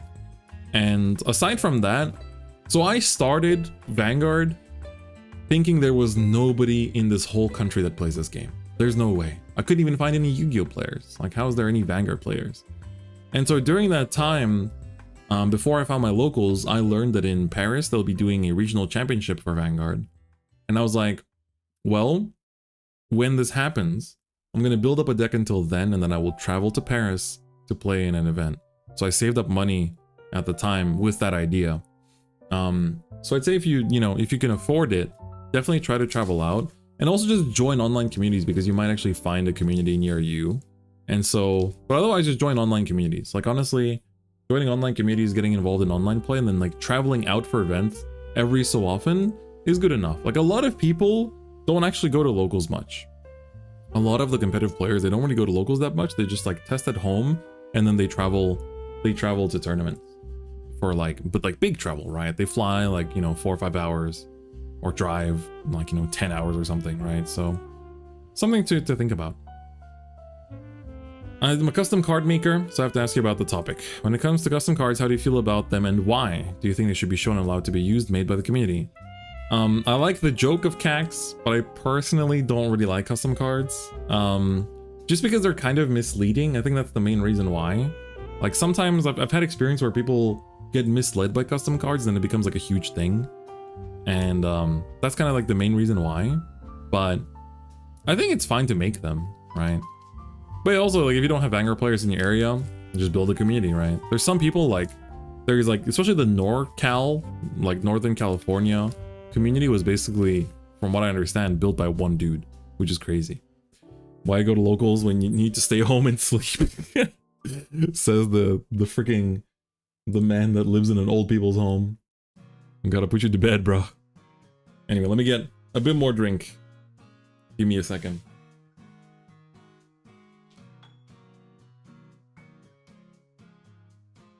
Oh, did my music end? I think it did. Oh, no, it didn't. Had to make most of your friends play Vanguard? That's good. But yes, we have some grape punch to celebrate. We can get the ASMR real quick out here. There we go. Oh, let me show you the color. This one isn't Sprite colored. It's actually grape colored. Oh, looks great. You can punch the grape. Nice. Good stuff. I'm a UK player getting back into the game. One of my locals luckily has product and is building a community. Ooh, nice. Noticed that compared to when I last played, there's a lot less stores for Vanguard here. Yeah, I mean, the reboots definitely damaged it, but a lot of stores are picking the game back up, so it's also nice. Only the most artificial flavor for celebration, that's right. Because Japan in general, you gotta come back. Come back soon. Alright. Longtime fan, thank you. From the days of the How to Play. See, part of me doesn't want to start doing How to Play again, just so people can say this. I've been here since the How to Plays, you know? It's nice. For my question, what decks did you play during DifferentFight? Which were your favorites? I know you're most for Vanguard and Shadowverse now, but I remember your second channel seeing DifferentFight deck profiles and wonder which decks were your favorites. So I played DifferentFight super competitively, but my favorite worlds were Hero World, Danger World, and Dungeon World. So I loved basically everything in Hero World. I especially really loved the Super Heroines deck. Super Heroines is one of my favorite decks of all time. I loved Night Mix in Dungeon World. Night Mix, it took me to 3rd place in Europe in the EU championships. Back in, I don't even know what year was it, 2016, 2015? 2016, I think. And then, yeah, Blazer Frill, I love that deck. I loved Cardburn. Cardburn was bad, but it was cool. Kaiserion I really enjoyed too. Danger World was my first ever competitive top. I won my first ever BCS I played for DifferentFight with Armor Knights. So I really liked Armor Knights too. So yeah, I hope that answers your question. Do you have tips to improve with yourself when playing Vanguard competitively? I made a video on beginner tips, but generally speaking, it's like just being objective about everything. Like, question everything. Don't take anything for granted. I think a lot of people don't actually like question things in the game enough, right? Like sometimes I like interacting with the competitive community in Japan because they will, it really gets down to the nitty-gritty of like, you know, you can think about what kind of column power numbers you want to be building to abuse this one deck because of like the trigger distribution they play and like how much shield value on average this specific deck has and how you can abuse that. So I think just that's like another addition to that, I guess. Oh, we see develop critical thinking, learn to think outside of your own perspective. Yeah, that's honestly, that will help you in every game you play from now on. And in life in general, honestly, like just in general. Can you rank your expectations, favorites of the destined ones just off the art? I'd say Dragon Empire. Well, I'm I expect to be Narukami-like-ish. I wouldn't be surprised if it has some kind of binding stuff going on. Dark States one, Liel is hard to predict. It'll be some kind of time shenanigans. Brant one really can't predict, but I hope it's cool. That's all I can say. Keter one, I hope it's the defensive mechanic because it's Alden. Stoikea is the main guy, so probably something unique, but hard to say. And Lyrical, I'm not really sure what to think either. Sorry. Very bare bones answer. I don't really think about unrevealed cards too much. I like to wait for them to be revealed before I think about them. Be like water. Don't think, just feel. Oh man. Alright, Fuzzy! Fuzzy said, there's been a recent boom in the TCG space in the past few years, so I guess my question would be, with this in mind, where do you see the space 5 years from now or 10 years from now? That's a great question. I think right now we're in an interesting era of the collector market's kind of dying, but the player communities are evolving a lot, and the collector market is based around the player community. What I mean by that is like One Piece prize cards come from the players into the hands of the collectors. Whereas before it was you open pack, you get high rarity, collector happy, you know? But so I think when you look at Pokemon, for example, all the high rarity stuff in Pokemon is just like tanked. It's like 1/10 of the price it was like 3 years ago. But so I think there's been a lot of tweets recently on Japan. There's like a hashtag, I think, of like Pokemon bubble before and after, and it's like it shows the price of like a PSA 10 like Lily being like 200,000 yen, and after is like 20,000 yen or something. But I think going forward, TCGs, and I don't know if this is what they'll look like, but my hopes is that there are more influencer based events in general for all games, similar to like all these invitationals and like just more like show match stuff that makes things more exciting, and that also helps to develop the visibility of the games. So like I think right now it's like anybody can put a camera on top of a table and show the game, but that doesn't really help much for people that don't know the rules of the game.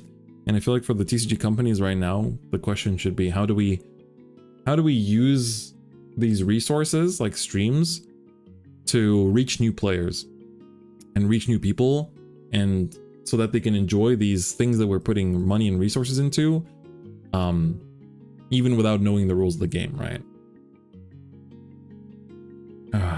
Pokemon Logan Paul cared, Pokemon after Logan Paul cared. Yeah, basically. But yeah, good question, Fuzzy. I don't know if that's gonna be 5 years from now or 10 years from now, but the sooner the better. But I do think Vanguard will last as well. Like I think a lot of people like to doom post about Vanguard, but you have to keep in mind that Kidani basically created Bushro just to make Vanguard. So I'm sure he's happy to pull money from other companies just to keep Vanguard going during its rough eras, and I'm sure he's done it before. So Master Duel was super close to achieving that, for sure, yeah. Oh, take care, Philip. Thanks for hanging, brother. What's your favorite deck of every nation, any era? Tough one. Dragon Empire, I think Buff Sagara, I like just as she is. Hey, thanks, Aliyah Mazed. Thank you for the congrats. For Dark States, my favorite Dark States deck is... What do you guys think?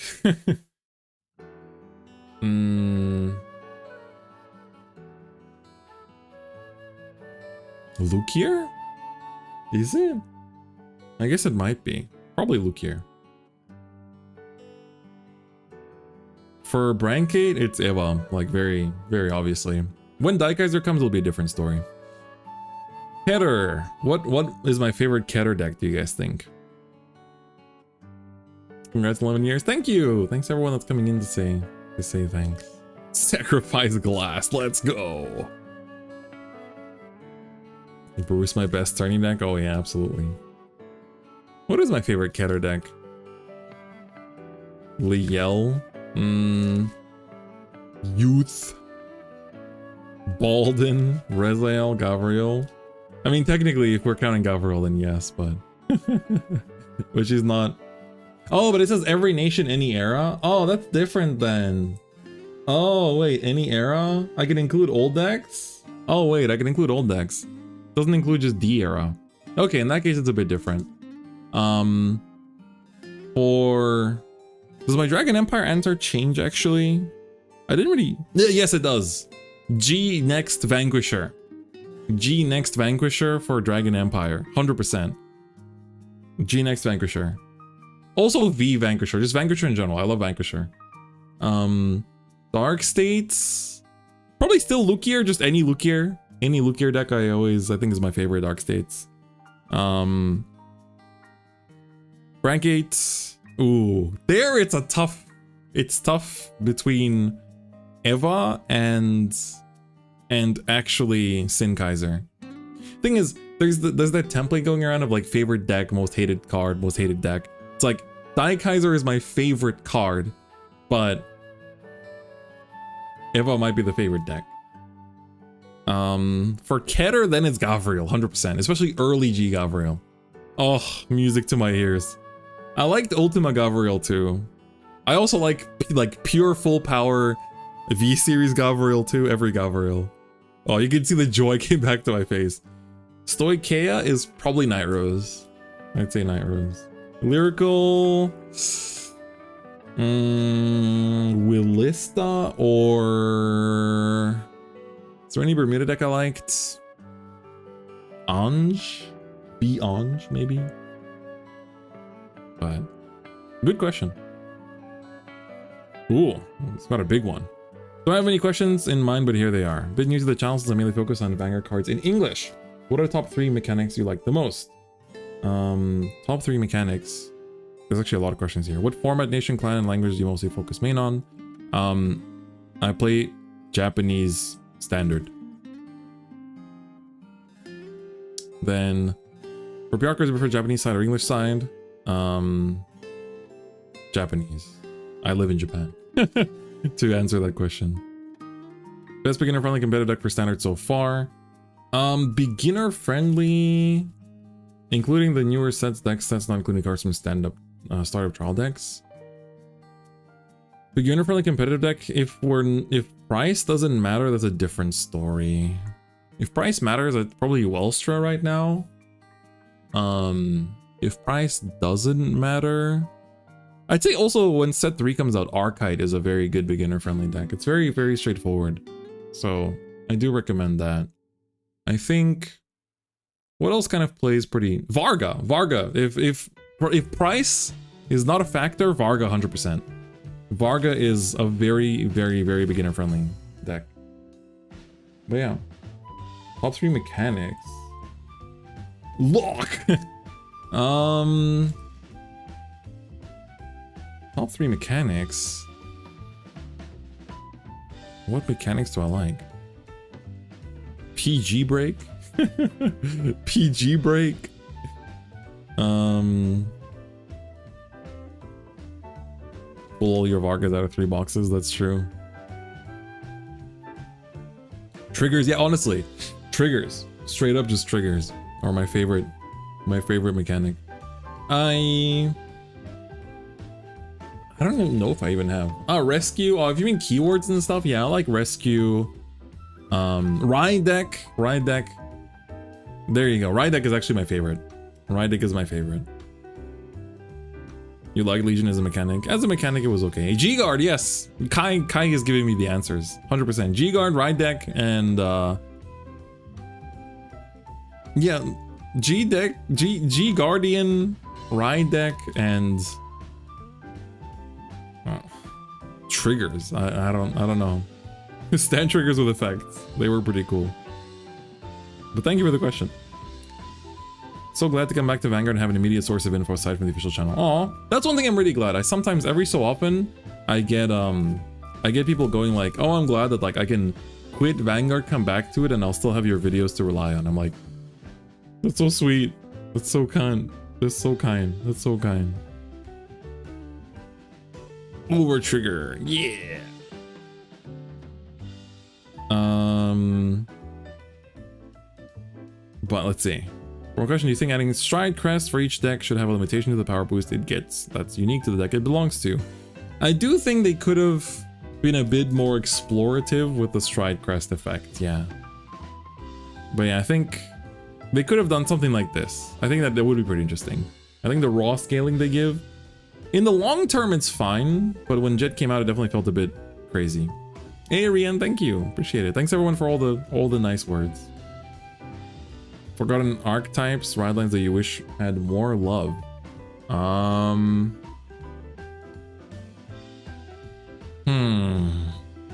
I would have said dimensional robos if Dayusha didn't come out, but now that he did, so that's a problem. I think Sanctuary of Light was cool. God Hand mid Flagberg, let's go.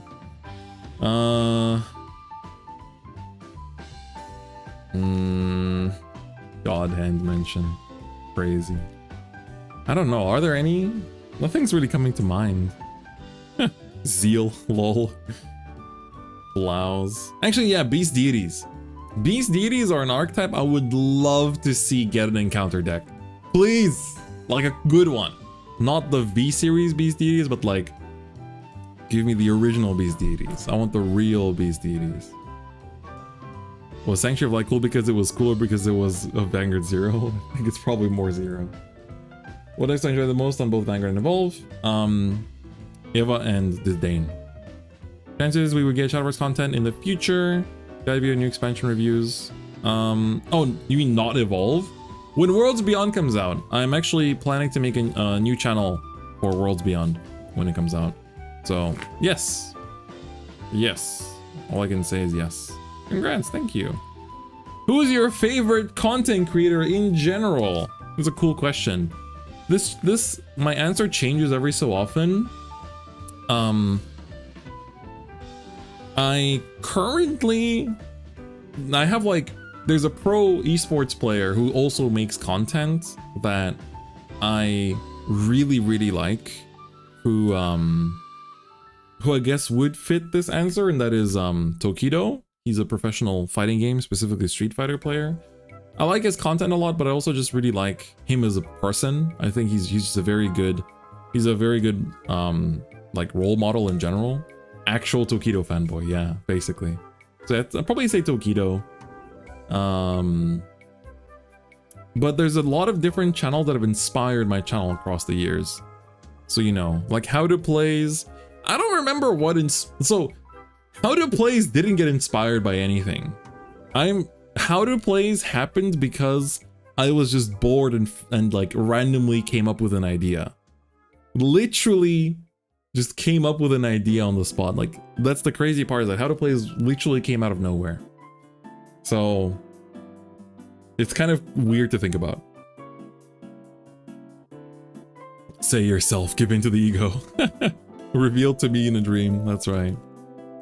I used to watch, I still watch a lot of like other inspirational channels, are like, I watch a lot of Japanese YouTube. So like Sharon, Sanigo, or like Pokemon YouTubers, Haruen, yeah, not that, the real Tokido. Just kidding. How To Plays was the same era as Alpharad Smash How To Plays. Those are incredibly influential for their time. Oh, true, yeah. I think I learned about those after I started making my How To Plays. But it was cool. It was a fun time. But yeah. True, Alpharad did used to make those. I remember that now. Who else? I really currently like Wolfie. I watch basically everything Wolfie puts out, but purely because he's just very inspirational. The content creator I probably watched for the longest time is a Japanese content creator called Hajime Shacho. He's basically like the PewDiePie of Japan. So he's also one of my favorites.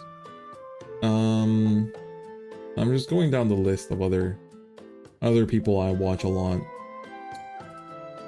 I also like another Japanese Pokemon YouTuber, Rai Barori. I think my Dekken fights, my mood in those Dekken fights is influenced by him a lot. I'd say those are the main ones. I'd say those are my main ones. So yeah. because I have a lot of content creators that are like my friends. So it'd be kind of like, you know, it's kind of weird to like say like, yeah, my friend is my favorite content creator. But that's, I hope that answers your question. All right, Razor Wolf. What's your all-time favorite format you've played in Vanguard? I think I answered this, but not standard VPN, but a certain set you enjoy the most. I think this answer always changes, but it's like set 6 of D and then Sin Kaiser format. I enjoyed GBT04 a lot. Yeah, I enjoyed early Vanguard a lot for different reasons. What made you consistently learn Japanese? I kind of already answered this, but I started in school, etc. Found you from Zero Era. What do you hope for Vanguard to make it even better? I learned English a lot from you. Aw, that's so nice. Now I have a chance to go study abroad through the scholarship. Whoa, wait, that's really cool. Wait, that's so sweet. Congrats on getting the scholarship. That's so sweet. That's really nice. So actually, I sometimes when I go to tournaments here in Japan, I do meet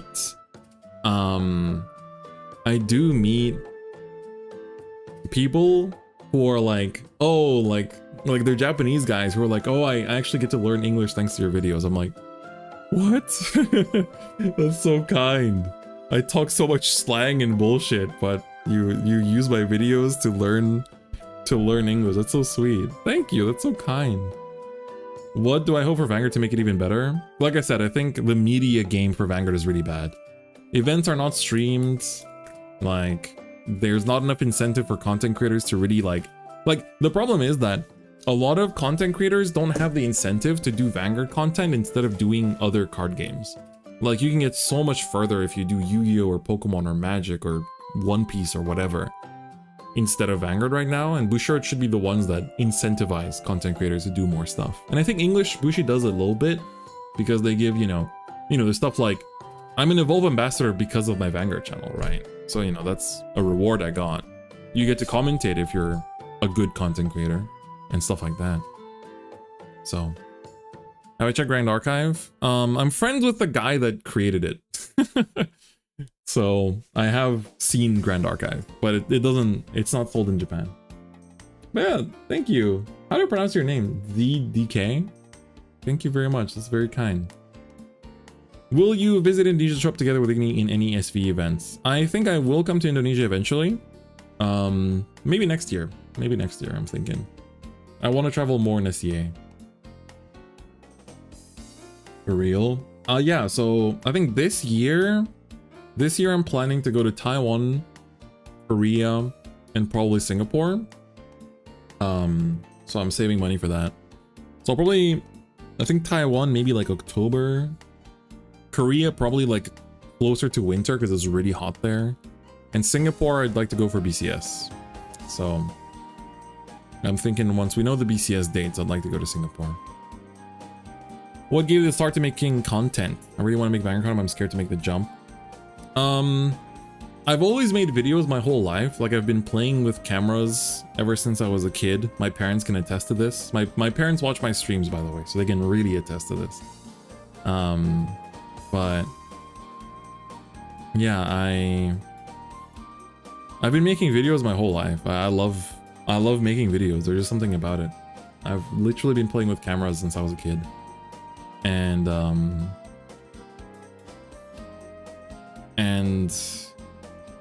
I think it's just like, it comes down to if you enjoy it, but it also comes down to the fact that, like, what do you want to show to the world, I guess. Because for me, it was like, I wanted to, part of the reason why I've been doing YouTube for so long is that I always feel like I want to make something special, that will remain even after I'm gone, kind of thing. So part of the big reason why I make videos, like, as long as YouTube servers don't die, which I guess they will eventually, but I mean, or not, who knows? The internet is new, we don't really know. But it's something that will stick around. And yeah, passion goes a long way. Like, I just love this game and I enjoy what I do, and that's a big motivation. Hey, what's up, Igni? Hey, I got more people to throw wrenches at. More people to throw wrenches at.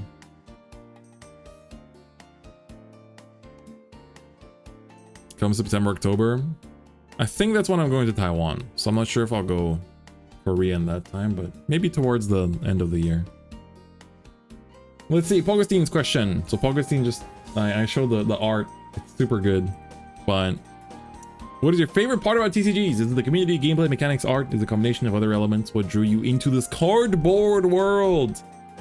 It is community. 100% the social aspect. I think what drew me into it initially was not that though. I played card games my whole life with my little brother as my opponent until I found my locals. So the social aspect is not what drew me to card games. I just loved card games from being a kid, and ever since I was a kid I just loved cards. I don't know, there's just something about it. Whether it was Pokemon or Yu-Gi-Oh or Vanguard, I always really loved them, and I think now it's 100% like the social aspect, the community social aspect. Come to Japan with us? Nova, Igni was in Japan for a whole month until last week. He left Japan last week. Does your little brother still play card games? Sometimes. He likes Pokemon TCG. He wanted to get into it, but I think his closest locals is a little far away. And he's like really into fitness. He's like a big bodybuilder. Something about cool looking cardboard, that's right. Go again, that's right. While you still can. Alright, let me make sure my music is not dead yet. I'll put it on loop. I like this playlist, it's good. But yeah, hope that answers your question, Augustine. And also, for those of you that didn't see it yet,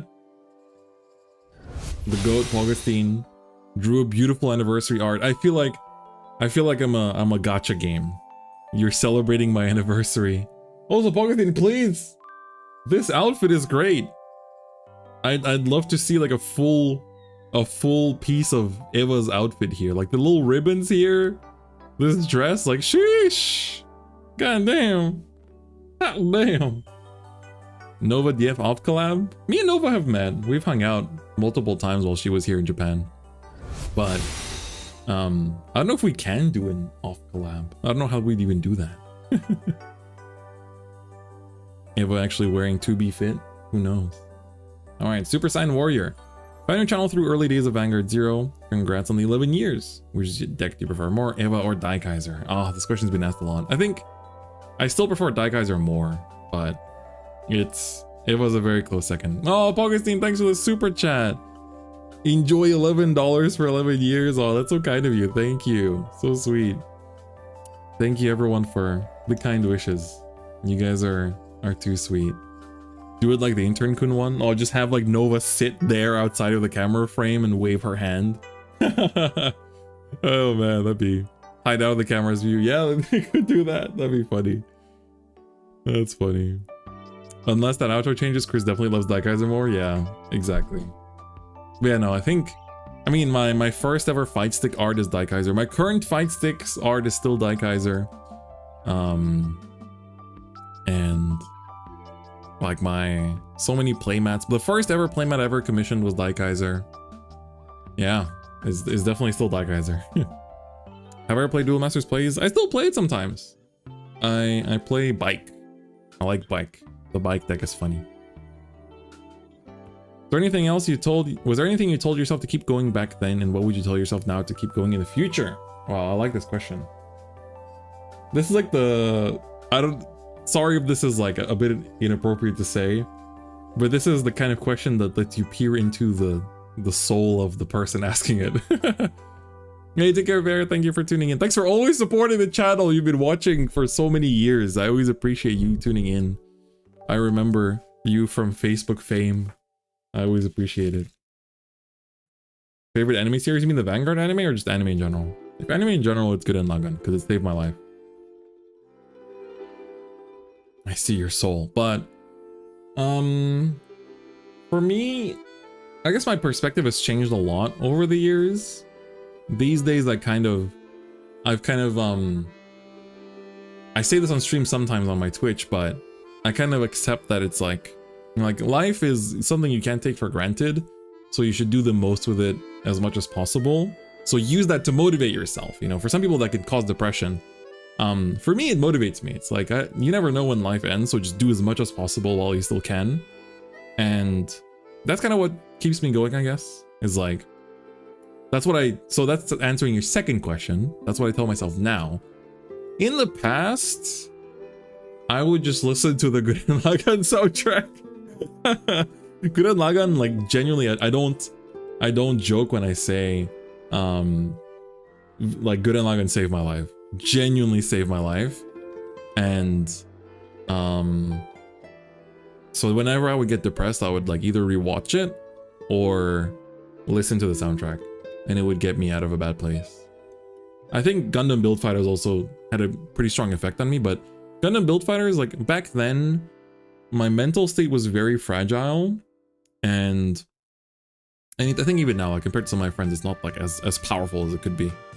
But I had a very fragile mental state, and I had, like, some things in life, or like animes and stuff, or like shows and games and stuff, that would help to stabilize a good mental state, and then I have things that would push me out of a bad place. So Gurren Lagann was what would push me out of a bad place, and Build Fighters would stabilize me. So if I was like slightly not feeling too well and I watched Build Fighters, it'd be like, I'm motivated. That's me with Persona 3, that's fair. And I'd say also, Haikyuu is also pretty good for that too. One thing I'll never forget is how your real bro and got me Harry stuff way back from Daiwangasai. Oh yeah, true, I remember that. But no, that's nothing. That's me, that's nothing. That's me with Call of Duty. See, Kai is a funny guy. Let's leave it at that. You can only have a heart-to-heart with Kai offline. He will never have a heart-to-heart with you online. Kai is a gamer. What would you do to make Vanguard famous like Pokemon or Yu-Gi? I think the gap between Pokemon and Yu-Gi-Oh is like this. It's crazy. They're not comparable. You crop dusted me at the anime to Nikebukuro. Oh yeah, I farted really loud when I was showing Igni around the animated Nikebukuro. Sorry. I meant it. Oh man. Guys, that 70-year-old vet obliterating kids on the battlefield, that's right. How's your Dark Guild War experience? Yep. Just full auto. I didn't really do too much this time. I just got the outfit, and that's about it. I meant to do it again. That's right. I just... Dude, I had like an upset stomach or something. I was like, can't help it. You want me to die, bro? You want me to just fucking die on the spot? Let me fart. Leave me alone, dude. What was my first deck? Technically Aichi trial deck, but my first competitive deck was that I built with my own money. That wasn't like a deck I played online, was Spectral Duke. Because of the weird online like release dates for English. After that was Lukier, and after that was Phantom Blaster Overlord. Dude in the bathroom? There was no bathroom. I was gonna die. Leave me alone. I knew Igni would remember that. After, cause like it was one of those that like you don't even have a second to think about. Like I didn't even have a second to think about. It was like, it was just tummy hurt, can't help it. But I knew for a fact that Igni will remember it and he will judge me for it and he will bring it up in the future. Lo and behold, he did it. And now I'm insecure. I can never fart again. I'm now a princess. I'm now a princess and I can never fart again. So sad. 1 like equals 1 prayer. Please like this video or stream.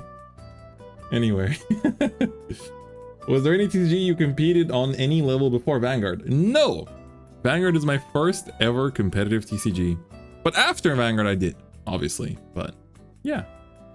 Is Vanguard a dead game in both English and Japanese? Will Vanguard find its way back to its golden days? Well, considering you're asking this and watching this, I think it's safe to say that Vanguard is not dead. Just a couple months ago, Vanguard had a 1,740 player tournament in Tokyo. If having less than 2,000 players for a tournament means the game is dead, then okay. Fine. If that's your definition, then sure. But it's doing pretty good right now. Numbers are looking good. The game is very, very popular. I feel like I get this question every so often, like, what would it take to bring back Vanguard to its golden days? It's like, we're pretty close. we're about as close as we've been since G era. It's just that it depends on, like, if your surroundings keep saying that the game is dying, then that won't change it. The WGPs in Singapore have been hitting capacity to the point that they have to turn people away from the tournament. Like, WGP Singapore has had to increase the cap. They've had to increase the number of people in the venue that the venue can accommodate because there's too much interest. Like, and yeah, like even Fuzzy said, even the US, the American tournaments are capping out. Like, Fuzzy had to wait on the waiting list. Vanguard's doing pretty good. I don't think you have to worry about the game being dead.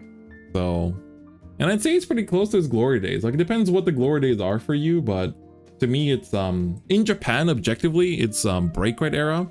I actually asked a friend at Bushiroad, I was like, right after the 1,740 player tournament happened, I met up with a friend from Bushiroad and I was like, was this tournament close to hitting record numbers? And he was like, it's by far, he was like, it's the most we've had since D started, but it's definitely not breaking the numbers that we were hitting during break right era. I was like, holy shit, I wish I was here for break right era. Sounds insane. There's a huge surge in EU. I'm glad to hear that. I'm glad to hear that. Let me catch up on chat a little bit. There's more competition now. Yeah, there's definitely more competition in the card game community now, but, or the industry, but, you know. Been a long time fan. Seeing back from the meme-ish how to play into what content you bring now brings back memories. Yeah, and I think what I'm outputting right now might not represent what's in my brain. There's a lot of stuff I'm working on slowly and that's like in the works that I plan to put out going forward that I think will be kind of like my content identity for the coming years. But look forward to it, I guess. That's all I can say. Just want Vanguard to come to the West more prominently. But depending on where you live, it is quite prominent. If you want it to be more prominent in your area, then you need to tell that to Bushiroad and also put some effort in yourself too. The reason why California is so big for Vanguard right now is because people put in the effort. So it's not Yu-Gi-Oh right now where everyone is leaving. Yeah, Yu-Gi-Oh is going through an interesting place right now. I think Vanguard is really high up there. I've never had so many friends playing or seen so many people post about it. Augustine, you should say that more often. Instead of this, we should have more people talking about how big they think the game is, right? I found someone who plays JP Vanguard at my SV locals yesterday, and my Vsword deck gonna see use. Yay, that's right. Hey, what's up, JJ? How you doing, bro? Let me throw a wrench at you as well. Hold up, my YouTube chat is catching up. Let me give you a wrench, JJ. There you go. Oh, it was your second time in Japan during Break Right Arrow? How was it? Did you play any tournaments? TCG feels more alive now. Personally, you won't spend $1 for the TCG except Vanguard for now, but I love watching them. That's fair. Any big content projects in the future? Yes, but I don't want to talk about them, so look forward to it. New York has a 45-man locals. That's good. It's really good.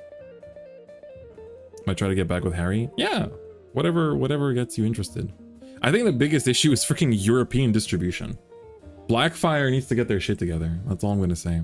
But yeah, good question though. I think we had a good good discussion. Is it possible to play Vanguard competitively on a budget? Tier 1 tends to be a little expensive, but I think it is possible. Like Welstra is an option, Archite is an option, Shoujo Doji is an option. They're all pretty budget. So yes, there is. Hey Mushy, thanks for the congrats. Make Bushy do stream tournaments. I'm trying. Trust me, I'm trying. My locals went from 6 to 20 players for SV, now that set 5 is out. Hey, nice. Will I remain in Japan after my studies? Yes. I played the Vanguard side during Limit Break with Nouvelle. How many players was it?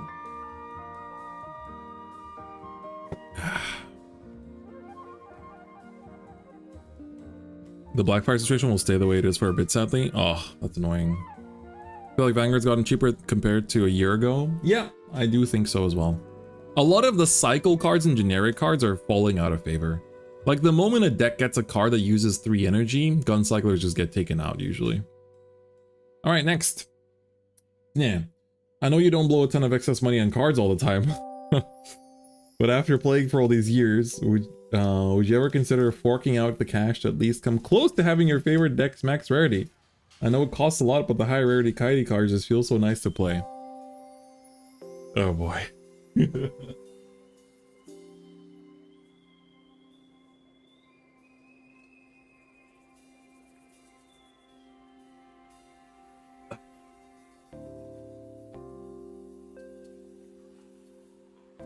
Let me see my nice little Eva deck box over here. Let's take a look. Got full SP ride line. Oh boy. SIR triggers. Okay, the FR of this I put into Arcade. I have 4 FRs. Oh, I can get these in foil finally.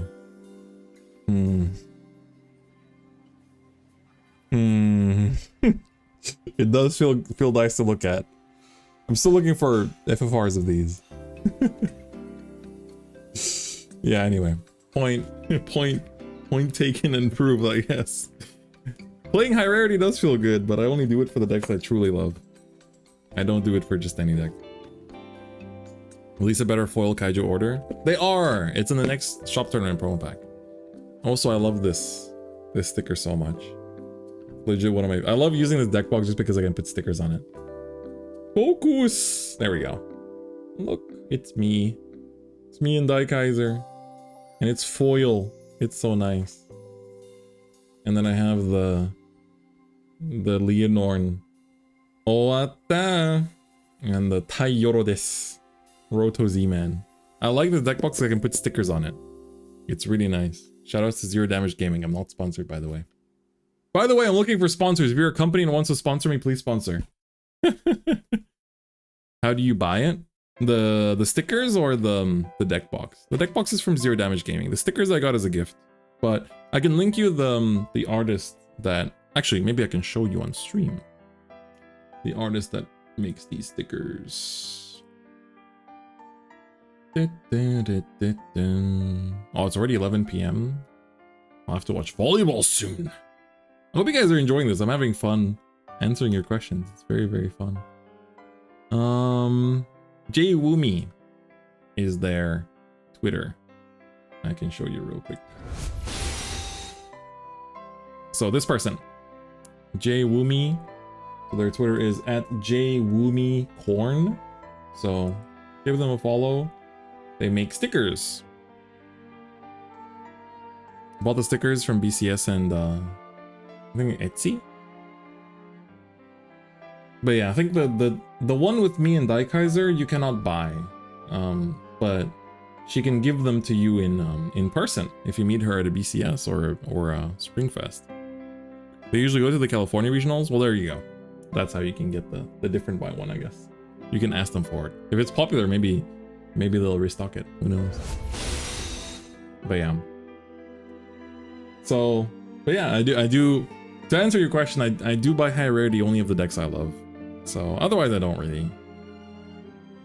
You ever feel too old to be playing Vanguard? Oh, this was a good one. I saw this while having breakfast. Do you ever feel too old to be playing Vanguard? I'm almost done with uni and graduating soon, and I can't help but get the feeling that I should quit and do something adult in my life. Once I reach this point of maturity, I shouldn't be playing these card games. Do you ever feel the same? How do you get over that? This is a really good question.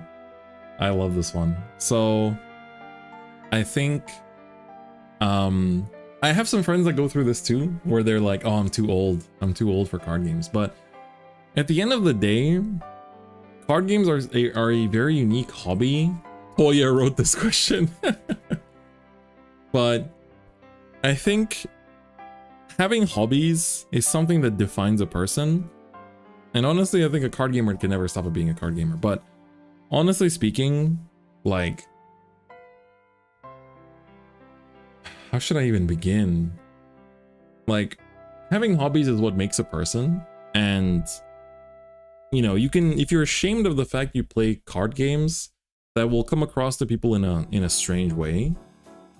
But, like, I can tell you that to put it into weird perspective, I've me talking about like the things that I've been able to achieve in my life thanks to the fact that I play card games has given me dates. Like, if you know how to advertise it well, it's all just a question of how you package it, right? It's like, to me, card games are a unique communication tool that allow you to meet people from different cultures and backgrounds that you could never ever possibly meet otherwise, right? When you say it like that, it sounds something that even sports can't do sometimes. You're just there in the gym and that's it, right? When you start to think about it more in terms of what card games actually do for your life, it's crazy. It gets you out, it gets you meeting people, it gets you doing things that you otherwise wouldn't be doing, and it's something that's very unique in that sense.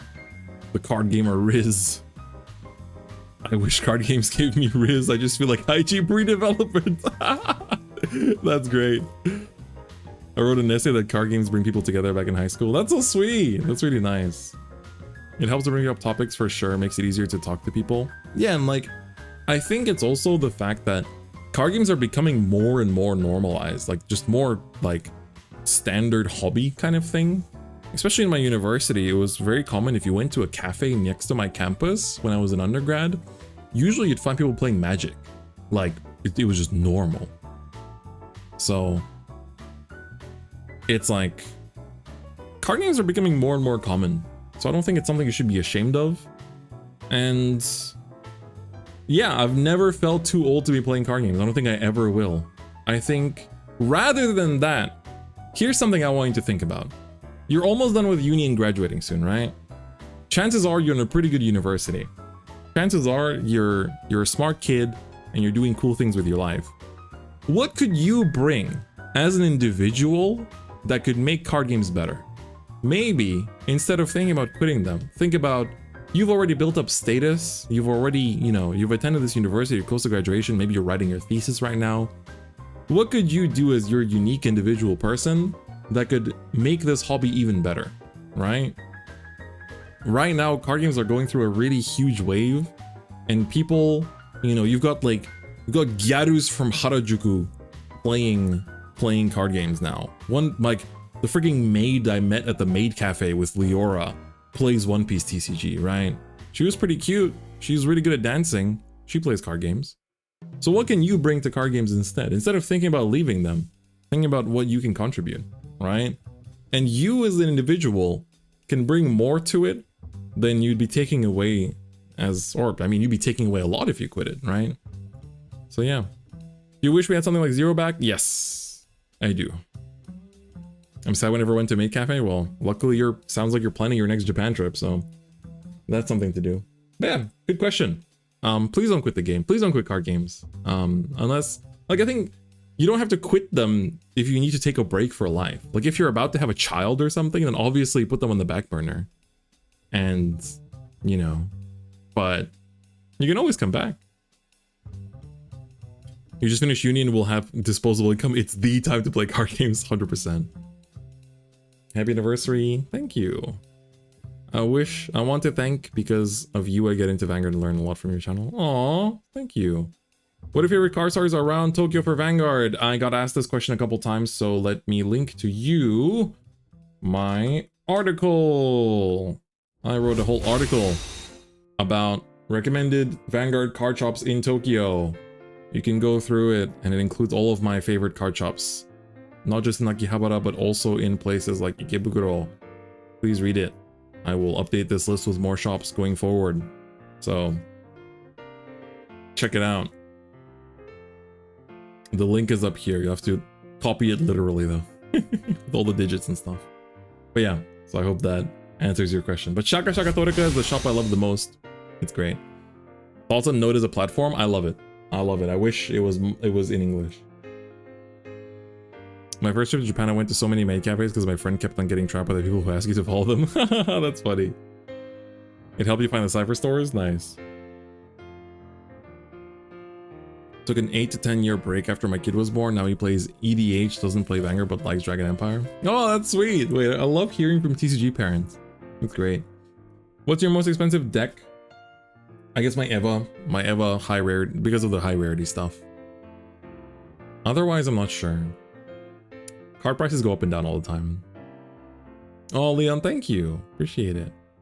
I wish I saw this article before I went to Japan earlier this year. I only published this article in February, so maybe you were here before you went. I should retweet it every so often. Please follow me on Twitter if you're not following me already. Twitter.com/DifferentFight. I tend to put a lot of stuff on Twitter. There's no other no other social media I put stuff on more than Twitter.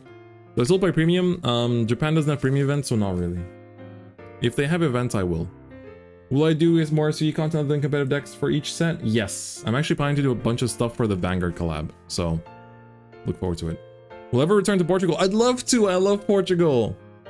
Lisbon is probably one of my favorite cities in all of Europe, so I'd really love to go back to Portugal sometime. I think next year when I go back to Europe for like a month, I think I'm trying to convince my friend Jason, because he's never been to Europe, to just like come back and travel together. And show him a bunch of places of Europe, and I definitely want to go to Lisbon. Lisboa! How's your experience using the avoided energy counter? It's Ryzen Mo! Let's go! Any complaints or anything you feel can be improved? So for context, where's my beloved, lovely Eva wooden energy counter? I love this thing so much. I love this thing so much. It's great. But the only thing is the card inside slips out a little bit.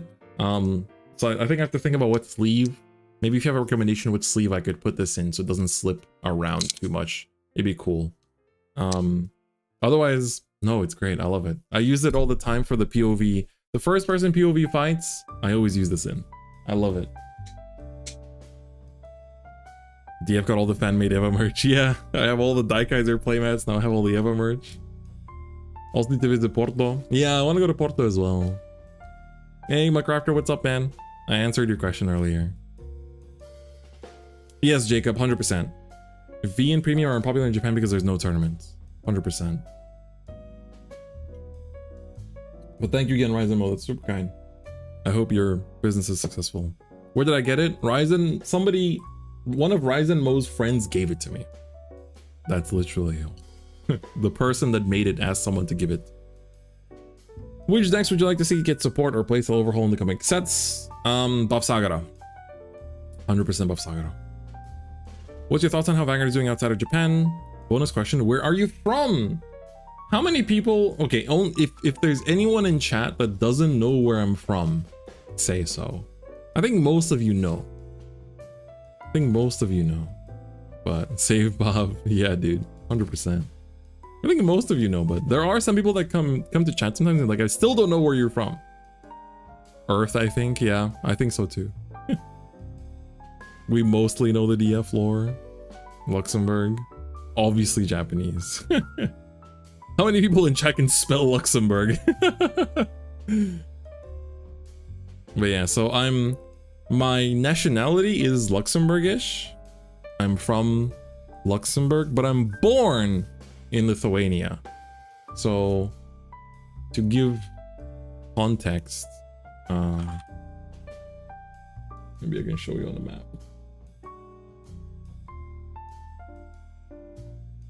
From heaven.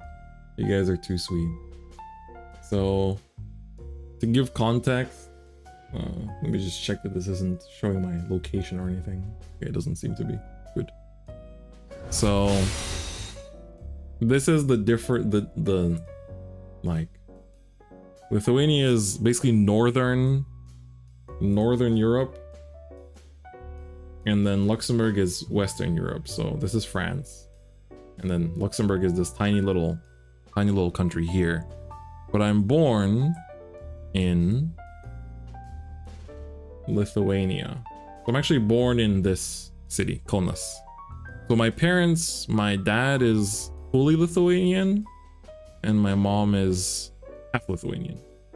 So half Lithuanian, half my grandma's side is Russian, and the part of Russia that my grandma is from is here, this area. So it's the area, I think they grew up here, but I think they were born even closer to China. So my mom's side of the family comes from like the part of Russia that's next to China. So I remember as a kid, my mom's friends from around here would visit, and they would, you know, they looked more like, you know, the people I've met from Russia were mostly like, you know, just kind of saying it French, not French. Most people that I met from Russia were white, but then they were clearly Asian, and I was like, where are your friends from? And she was like, Russia. I was like, what? What do you mean? Like, I was so confused. But there's like a whole area of Russia which is just like basically like ex-China, I think, or, you know, it's just like it's so close to China where to the point that it's, you know, that's how it is racially. So it's pretty interesting. It's very cool historically too. So yeah, that's my little family history. But yeah, interesting stuff, I guess. Do you happen to speak French? Yes, unfortunately. Unfortunately, I do. Name's David from a channel I used to call... Oh yeah, I am Vanguard. Wow, yeah, I do remember. I do remember I am Vanguard. How have you been? It's been a while. Benelux baby, that's right. Common ancestry. But how's Vanguard doing outside of Japan? I think Bouchard could be doing better to promote it.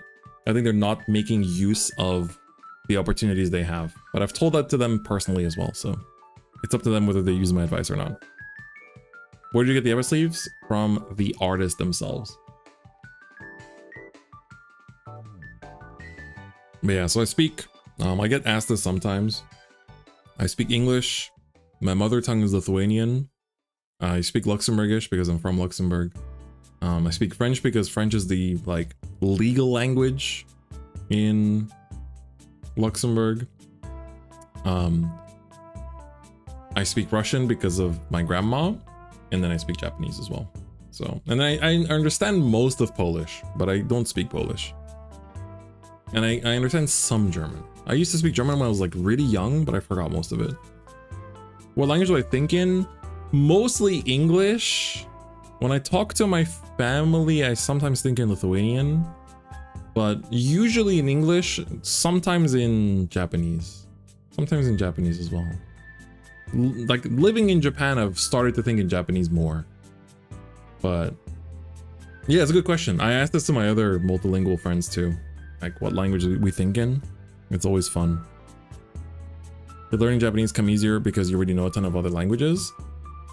Japanese is so unique that it had a lot of things for me to get used to, but I definitely didn't struggle to learn it as much because I know how to learn languages, I guess. That's kind of like, once you've learned enough languages, you just know how to approach it.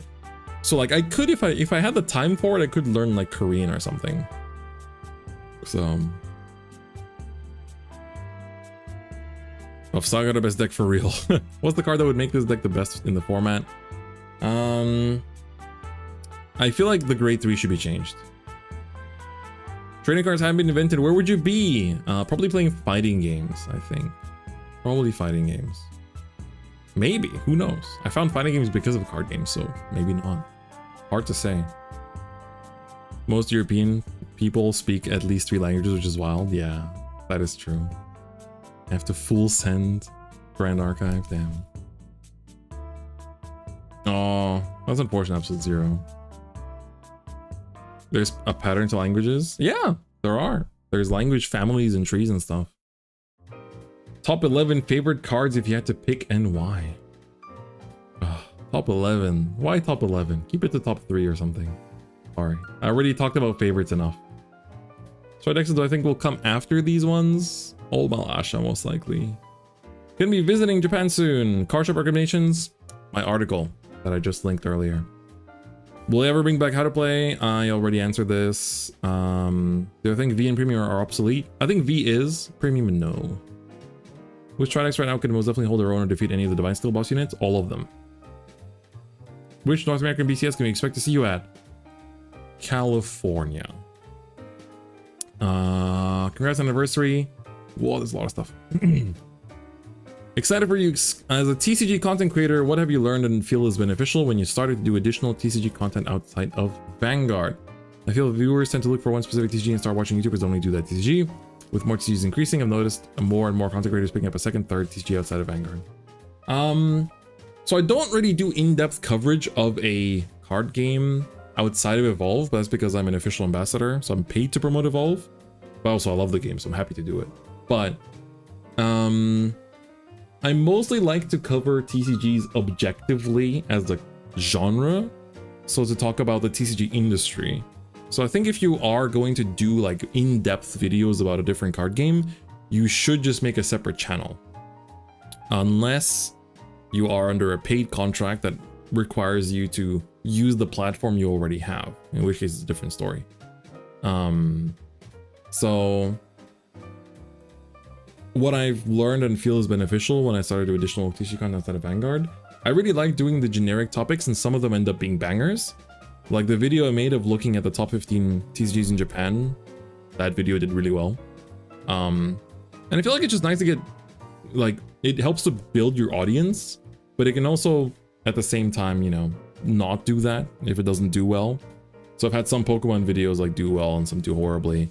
I've had some of these generic topic videos do really poorly as well, so it really depends. I think it depends if you care about the industry or if you just care about playing a game because you like playing a game. I just care about the industry a lot, and that's why I do it. So never really thought about it in terms of like what is beneficial. Benefit, I guess, is you get more eyes on it. It's the main thing. But yeah, you are correct that most people just look for one specific thing, and if you start doing multiple things, then you do start to betray the algorithm. So generally speaking, if you want to do in-depth content of a different game, you should just make a different channel. Making you wait a year for second fight uploads. You gotta, what is it? Like, sweetness tastes sweet because you can have sour experiences or whatever. Something along those lines. Favorite Vanguard deck and why? Daikaiser, I made a whole video about it. Answered this already. Any ideas on building a Kagero deck? I don't play anything but standard. I can't help you there. If you were to do a ban list for the meta right now, what are the cards that were included in it? I'd probably take away what's his name? Furai, the Shiranui Restander. That's all. Do you think Vanguard could ever reach the same amount of popularity as Yu-Gi-Oh! Pokemon? It almost did take over Yu-Gi-Oh! Back in the day. I don't think it could ever surpass Pokemon. The IP is too strong. But I think that the growth of the Pokemon TCG should be an inspirational story to every single card game out there. Because Pokemon TCG did not even rank in the top 15 back in the day. Or like it did, but it was at the very bottom. So I think it 100% is. Different channels for different audiences. YouTube themselves say that. Yes, exactly. Pitch for an Avant-Garde Daikaiser Buddy Cop movie. I'd rather not have Avant-Garde in it. Hardest thing you've ever had to do that's related to Vanguard? The hardest thing? Organize the World Invitational. Jesus Christ, that was by far the biggest challenge I've ever had. But I loved it. It was a great experience. I want to do it again. By far the hardest thing I've ever done though. 100%. Just realized you weren't doing this on Twitch. Hey, what's up, Matt? No, yeah, we're doing it on YouTube because it's the YouTube anniversary. Yay. Which Japanese Vanguard voice actor have you met or hope to meet? So I've seen a lot of them in events, so that doesn't count. I've met Chrono's voice actor at a train station, so I guess that counts. I've met Urara's voice actress in person before as well.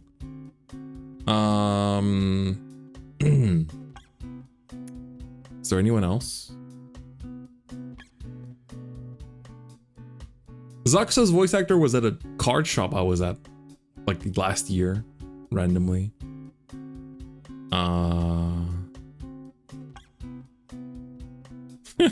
Nova's going. We're going to Japan. Come. Crazy.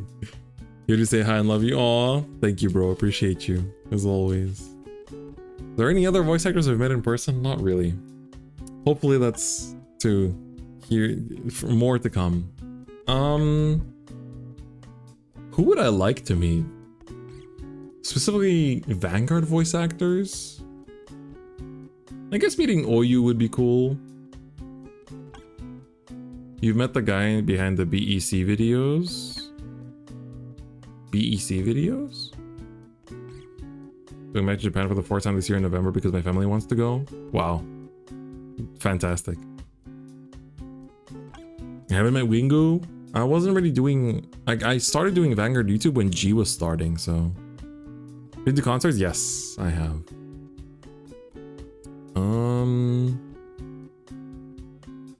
BEC videos? Who do you mean?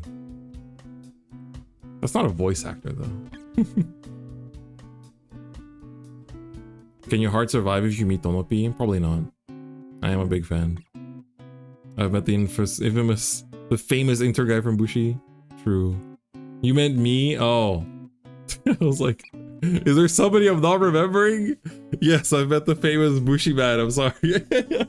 My bad, bro. I didn't mean to put you down like that. That's not my intention. I'm sorry. Are there any videos you couldn't get around to finishing at the time which you wish you had? Oh my god, wow, you're really stabbing me in the chest out here. As a Shadowverse Evolve English ambassador, have you ever considered trying to do some sort of global giveaway or event like giving away signed Japanese tokens similar to how you share English tokens with Japanese players? I've been thinking of using, I need to ask the team if I'm allowed to give away my Evolve EP cards online. I'd like to. But to answer your first question, like Antwerp vlog, Taiwangasai vlog for the longest time, I actually got it out. I have recorded how to play Azel a very long time ago. And that's the last how to play that I recorded and never uploaded. There is a whole how to play that never got uploaded from like 7 years ago. Yeah. Also, there's just a bunch of videos I'm working on right now, so I guess that kind of counts towards this question. But yeah, but that video is like too old. There's a lost episode, yeah. The one piece of how to play. Yeah, there's a lost how to play. There is indeed. There might be some others. Is there a skit that I never uploaded? I don't think so. I think I've uploaded all the skits I've ever made. Yeah, lost media. It's never too old. Unreleased Zero vids, but I plan to release them. I actually plan to upload one next week for the the death anniversary of Zero. Sad. But yeah, good question. Very good question. I like this one. I like this one. April Fool's bit. I'd rather just make an actual video. Highlights over the years. Casting. Meeting fans, like meeting viewers all the time, honestly. And also being able to meet my friends that, like, and a genuine question, like, people like Matt, people like Igni, people like Kai, people like Fuzzy. Like, being able to see, like, every year I can expect to see these people at least once a year is something that is a highlight to me. So being able to see the boys. That's me mentioned. Would you grade your card to PSA? You mean my evolve point? I don't know if I can grade my evolve point. Unless you mean my actual cards. I wouldn't mind grading like a Daikaiser. I do have a PSA 10 Galmu. What are your favorite Eastern European snacks and drinks? And if I be a bit more specific, favorite Polish snack if you've tried any? Yes. I like Zozole. I like Zozole as a kid. If you don't know what Zozole is, it's like this popping candy. I can show you. Zozole. I like Zozole as a kid. These like weird looking popping candies. Eastern European is a very broad term though, because if we're talking about, because you're asking for Polish. I'm from Lithuania. I love Oho chips, the goat. We gotta get back to Google. Hold up. We gotta get back to Google. Oho chips.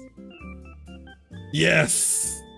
These are the best chips I've had in my life. Oho chips are the best chips ever. I'm convinced. These are the best. They're so good. They're so fucking good. It's insane how good these are. They're smart snacks, baby. It's salivating at the thought. I also really like Tafel. Tafel has one flavor, San Diego flavor. Oh, this shit goes so hard. This shit goes so hard. Tafel San Diego is insane. If you've ever been to Lithuania or just Eastern Europe, so good. So damn good. What does it taste like? I don't even know what to... It tastes like good Mexican food. That's a good way to put it. It's called spicy tomato, but I've never had chips that taste like this. I should ask my mom to ship me some, because she goes to Lithuania every so often. Dude. Hard candy with a fizzy middle? Yeah. Foreign crisps are next level. Going to Spain and having ham chips? Oh yeah, ham chips are pretty common. Ham chips are pretty common. Jeff, you're one of my all-time favorite creators. Here's to look up to you so much for your impact on the gaming community. Aw, thank you. I'll do my best to be a better role model. I hope you get inspired by the good things and not the bad things. But I appreciate your kind words. That's very sweet of you. I wish I could heart a YouTube chat message. But yeah, this is a great this is a great question. Favorite Digimon deck to play? I like Jessmon a lot. And I like Shangreymon. This channel started my birthday. Happy birthday! Gonna be 26 tomorrow. Aw, happy birthday. Just happy birthday, that's all I can say. Oh, Philip! Look at him. That's the boy. What are some of the best memories you have that your YouTube channel made possible? What are some of the more salty ones? I feel like I've already answered this though, unfortunately. Like casting, meeting people, like hosting events, living in Japan, all that kind of stuff. Salty ones? Yeah, like I said at the beginning, like death threats. Like getting death threats isn't very cool. I had a stalker at one point, that wasn't very cool. Yeah, those are not very cool. Those are some of the negatives, I guess. Oh, Elia, you're here, nice. Happy birthday. Oh, Tristan, thanks for the membership. I appreciate it. Yeah, I mean, I think that sounds more surprising, but death threats? I had death threats when I made the community market rant. There was some TCG player sellers that really did not like me for calling them out. Oh, I didn't even call anyone specifically out, but I called people out for like overpriced cards. Yeah, I think most YouTubers, like after you make it to a certain point, you get death threats. Like, the stalking one was pretty weird. Stalking one was weird. It was here in Japan, and it's very uncomfortable. So, yeah, hopefully don't have them ever again. Would be nice. Favorite Vanguard unit and card? Kaiser.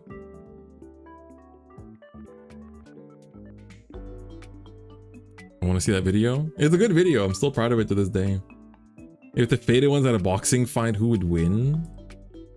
If Welstra could use the technology, probably Welstra, right? Which form was my favorite to play in? Not era, but by ban list? I already answered this. Thank you for asking. What about Vanguard made it so appealing they went turn into your career? I guess I kind of answered this already. Mostly the game mechanics and the anime. I think are the big ones. How do I get into Vanguard? I guess also what got me to watch the anime was I saw a fan art on Pixiv of a character from Bakugan and the Mega Colony guy from the original Vanguard anime. And I was like, what is this? That's how I first found out about Vanguard. That was the first little bit. Your favorite deck of each year of your channel. Whoa. Whoa, buddy. That's a big one. For the majority of it, it's Daikaiser or any Dimension Please deck. And then after Standard came out, yeah, it's like basically Dimension Please of every year until Standard came out. Missed my question. Hey, what's up, Philip? After Standard came out, the first year was, I guess, Orfist / Prison. And then after that, Eva. Eva was finally like, I was so happy. I was looking for a deck to main in Standard, and then Eva became the one. What's the biggest thing comes to mind that you want to improve on with your videos? generalizability.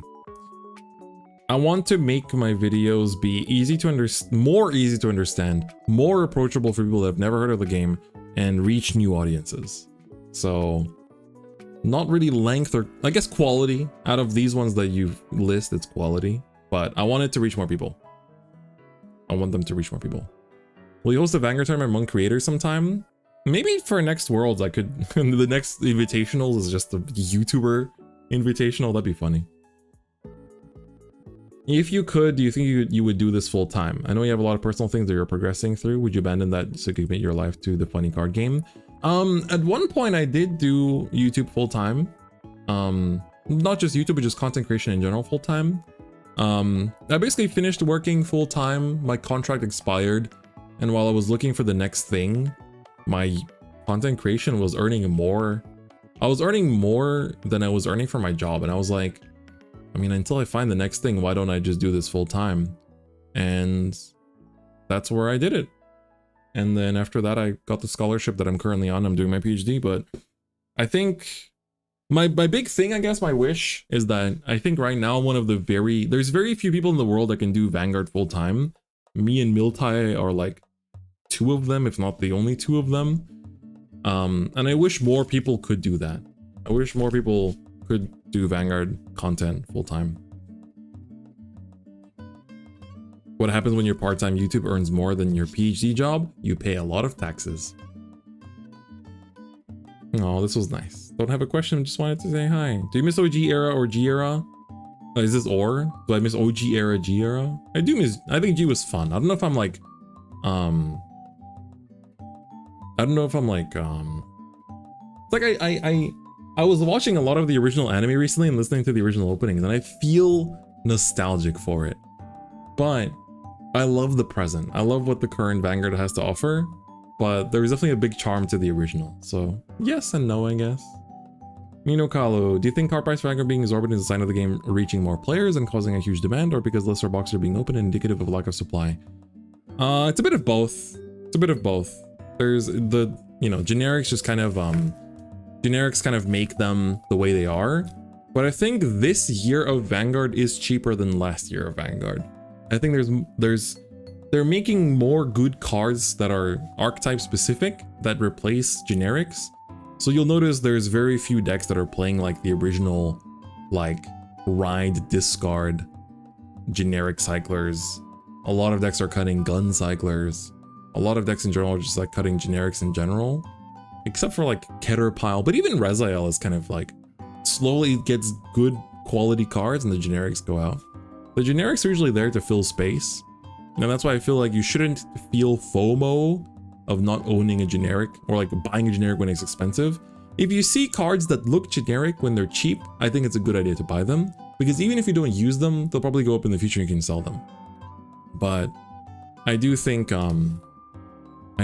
that it is a combination of both.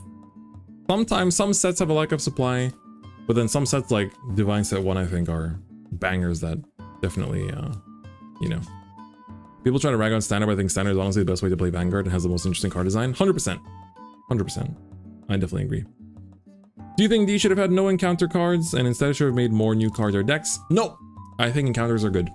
I generally think encounters are very good for the game. There are as many people as there are that get into the game because of the anime. There are also a very big portion of people that come back to the game because Lukier is back. Overlord is back. Night Rose is back, right? They love these old decks and they just want to play them again. And if you give them the playable version in the current era, they'll come back, right? Stride deck sets are also very good for the game. I genuinely think so. How's the thing Dragon Post set 9-10 in Japan so far? Set 10 is pretty dead, sadly. I ain't gonna sugarcoat it. That's right. Overlord mentions. Out of the three, which is your favorite Paladin clan? Shadows! I was an edgy Shadow Paladin main as a kid. I love Shadow Paladin so much. Mostly, like, my username comes from the fact that I'm a Ren fanboy. I love Suzugamori Ren and Shadow Paladin. Yeah, so yes, it's Shadows. If Dimension Blaze didn't exist, what do you think your favorite clan would be? Probably still Shadows. Oh, this was a good one. I was debating answering this outside of the stream, but I decided to wait. How in hell do you manage to juggle a master's or PhD? If I'm wrong, sadly you are wrong. I am doing a PhD. How do you manage to juggle a PhD overseas, be a competitive TCG player, do YouTube, live abroad without family, improve your portfolio, because I assume getting a higher degree requires you to publish papers on research and studies plus internships on the side, and maintain a love life if there's any? There's none right now. I'm studying a degree locally and I'm dying here, let alone ending in a PhD. Are you surviving on 2 hours of sleep? Also, my Asian side is kicking it. I have to ask, how hard is the requirement to studying a PhD in Japan? And congrats. I love this question. It's so good. I live a very greedy life. I only do the things that I love, and sometimes you do have to, you know, sacrifice some things. I think, you know, I have friends that go out to clubs. I have friends that go out on dates all the time. I don't go out on dates as much. I kind of, he's asking the Chinese New Year visit questions. He's like, it's a Chinese uncle that asks you these questions. How are you able to do this? But no, so I only do things that I love. I can't really do things that I don't like. I don't have the motivation for them. I do sleep 8 hours a day usually, or at least 6 or 7. Usually I try to aim for 8. Tonight I probably won't because I have to watch volleyball tonight. But I try. I don't know how to say this. I manage my time as carefully as I can. I guilt trip myself out of the time that's wasted. So like if I spend too much time like watching YouTube in the morning while having breakfast, I try to like throw it away, go edit, go write a script, go do some research, like, you know, read some articles, progress on my writing and stuff. So just use your time wisely, right? Just use your time wisely, and sometimes it's not bad to rely on people. Like my graphics, I have a graphics designer that makes all my thumbnails, so that's like some time that's taken off from my workload that somebody else does for me. I do wish I had an editor. That's the big thing. I wish I had an editor, but I don't think I make enough from YouTube exclusively to afford a lot of the big editor rates. So, and I also need to find an editor that knows the game enough to be able to cover it. So that's another thing. Versus made of motivation? Yeah, basically. How much you paying? That is for the DMs. Is Google Scholar a good source of scholarly articles? I think it is one of the sources you should check. When you're looking for articles, you should check multiple sources. Whether it's JSTOR, Google Scholar, or any other ones that you use. Always look at different ones. See what you find, and also look in different languages if you're studying a specific, you know, place. PubMed, yeah, there's quite a lot, but I'm not gonna bore. Obviously, the amount of researchers in my viewers are definitely more limited. Your props told you to abandon Google Scholar. You'll have different professors tell you different things. So, what do you recommend to people that want to make content on Vanguard? I answered this earlier, but try to first make the kind of content that you yourself are interested in. So look at the videos you watch and what interests you, and try to think, how could I make a Vanguard version of this, right? So if you enjoy watching like video essays, then think about what kind of topics you could make about the games that you like, right? Stuff like that. Science Directs. Damn, maybe we have more researchers in the chat than I expected. But yeah, happy 11th birthday, thank you. I'm 11 today. But yeah, I think back when I did have a like big relationship, like I only really can date someone that understands my way of living. And like, if they cannot understand the fact that they probably won't be the top priority for a while, probably not gonna work out. So whenever, like, I do go on dates sometimes, and I usually, if I feel that they're gonna overstep their boundaries, usually I call it quits after the first date. I'm like, it was fun. Thanks for your time. Hope you have a good life. Writing thesis is hard if you don't have motivation for it. Yeah, you shouldn't be writing a thesis if you don't have motivation for it. It's probably gonna be bad. But yeah. But yeah, it's like also, I guess I can touch on a different. So I touched on the research side. I just enjoy research in general. To me, I see research and content creation as the same. You're looking into sources and like sources of data, and you're compiling that data to turn it into a easily digestible form of media that will be approved by others, right? So when you're making videos, you're thinking about, okay, how can I make this in a way that's going to be like have viewer retention? It's going to keep people interested, that people want to watch, that the thumbnail is worth clicking on, all this kind of stuff. When you're writing research or you're coming up with your research proposal, you're also thinking, okay, what if people also, both videos and research share one thing. What have people not done yet? What is something that what is my gap in the field, right? What is the thing that's missing? What can I contribute? And so, in my opinion, research and content creation is the same. It's just the form of output is different. One is written, the other one is, well, written and then turned into vocal media. So, never thought of research like that? Yeah, like for me, that's like the biggest thing for me, is that like YouTube and research is very, very similar. Harder to date in Japan versus Europe? I'm not sure which one's harder. I think Japan's probably easier if you put your time into it. Japan, like if you just sign up for the dating apps and you go through the motions, you probably will be fine. I don't really like the apps too much, and I'm not desperate for a relationship. That's the thing. It's like, I don't care enough to be in a relationship. Like I have some friends who cannot live without having a boyfriend. Like I have some friends that are just like, literally they're in a state of disarray if they're not dating somebody. For me, I couldn't care less. I literally don't care. I'm very happy with how I'm doing at my own pace. And if I meet someone that can accompany me at that pace, perfect. But if not, it doesn't really matter. You know? So that's the only thing.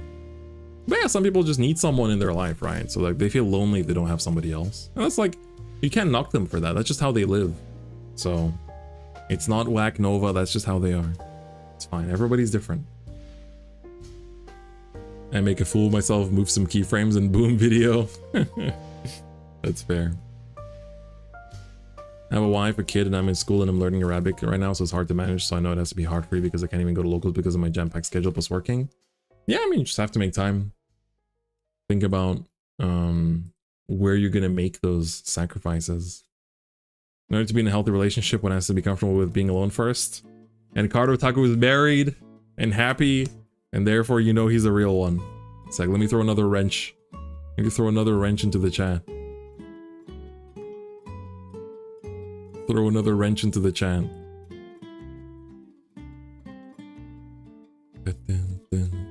I thought our smoked beef dawn date was nice. Fantastic. Oh man. If you come to Europe, take you on a better date, damn, alright. Philip already stole you from me. But yeah, also competitive playing. I choose which games I'm competing in. I try not to compete in more than 2 games at a time, but generally speaking, not more than 1. So usually I'm either focusing on Vanguard or something else. So right now the Vanguard collab is coming out in Evolve tomorrow. So I'm going to be focusing on Evolve for this next month or so. So I try to just dedicate your time wisely.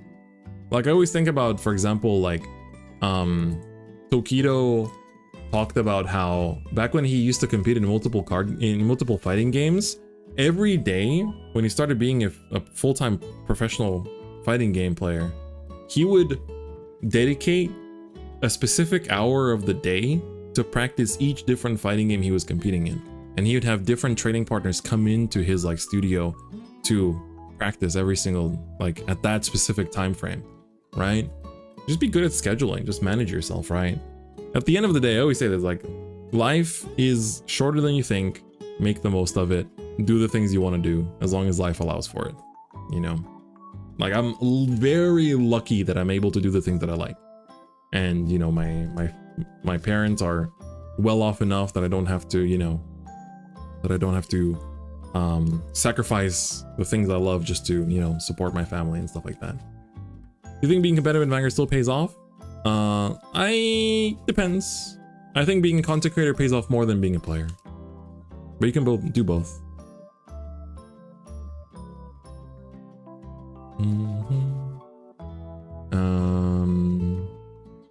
In Indonesia, Pokemon is guaranteed rewarding if you put time into it, and mostly it pays more than Vanguard. I mean, depends what you want out of it. If you want money, then yeah, probably other card games definitely reward more. So it depends. Do you enjoy... What do you care more about? Do you enjoy playing a game and how fun the game is, or do you enjoy the fact that you earned money?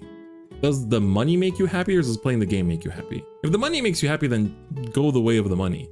But if you prefer what game makes you happier, then choose the game. I assume you also have an advantage since you can read articles in different languages and auto-translate them. I mean, my language level is still different across the languages, but at least my Japanese academically is slowly advancing. But yeah, I'm still like, I've only co-authored until now, so I'm working on my first like personally published article this year, so that's still coming along. Where'd you get that Vanguard fighting game character screen wallpaper on PC? If you go to that video, it's either in the description or the pinned comment. It's a tweet.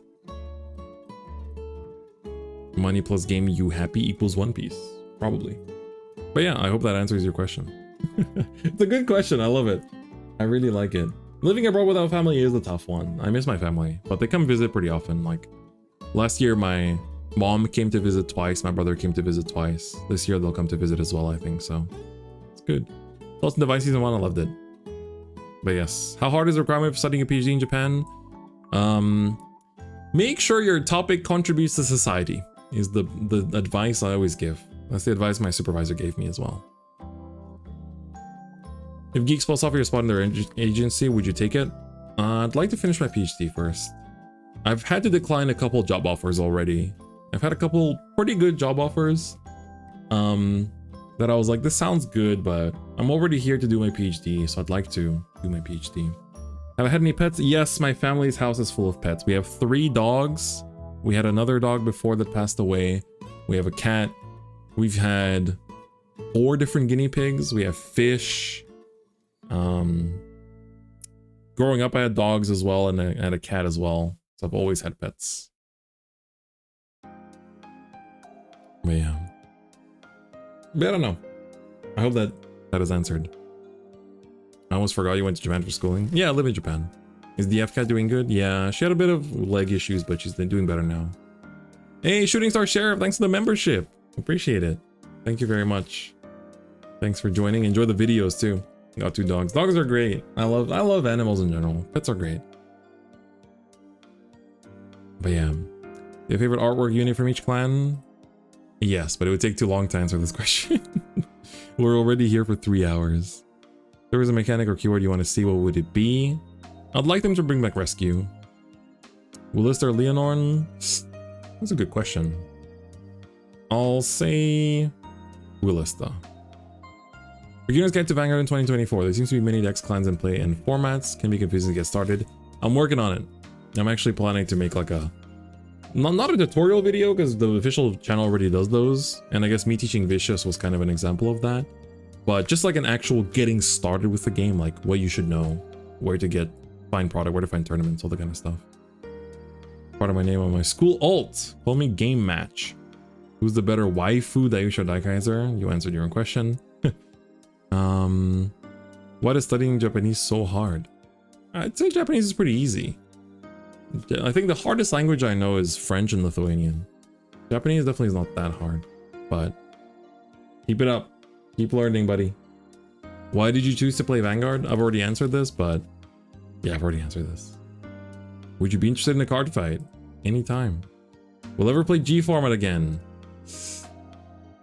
Yeah, if I have a deck.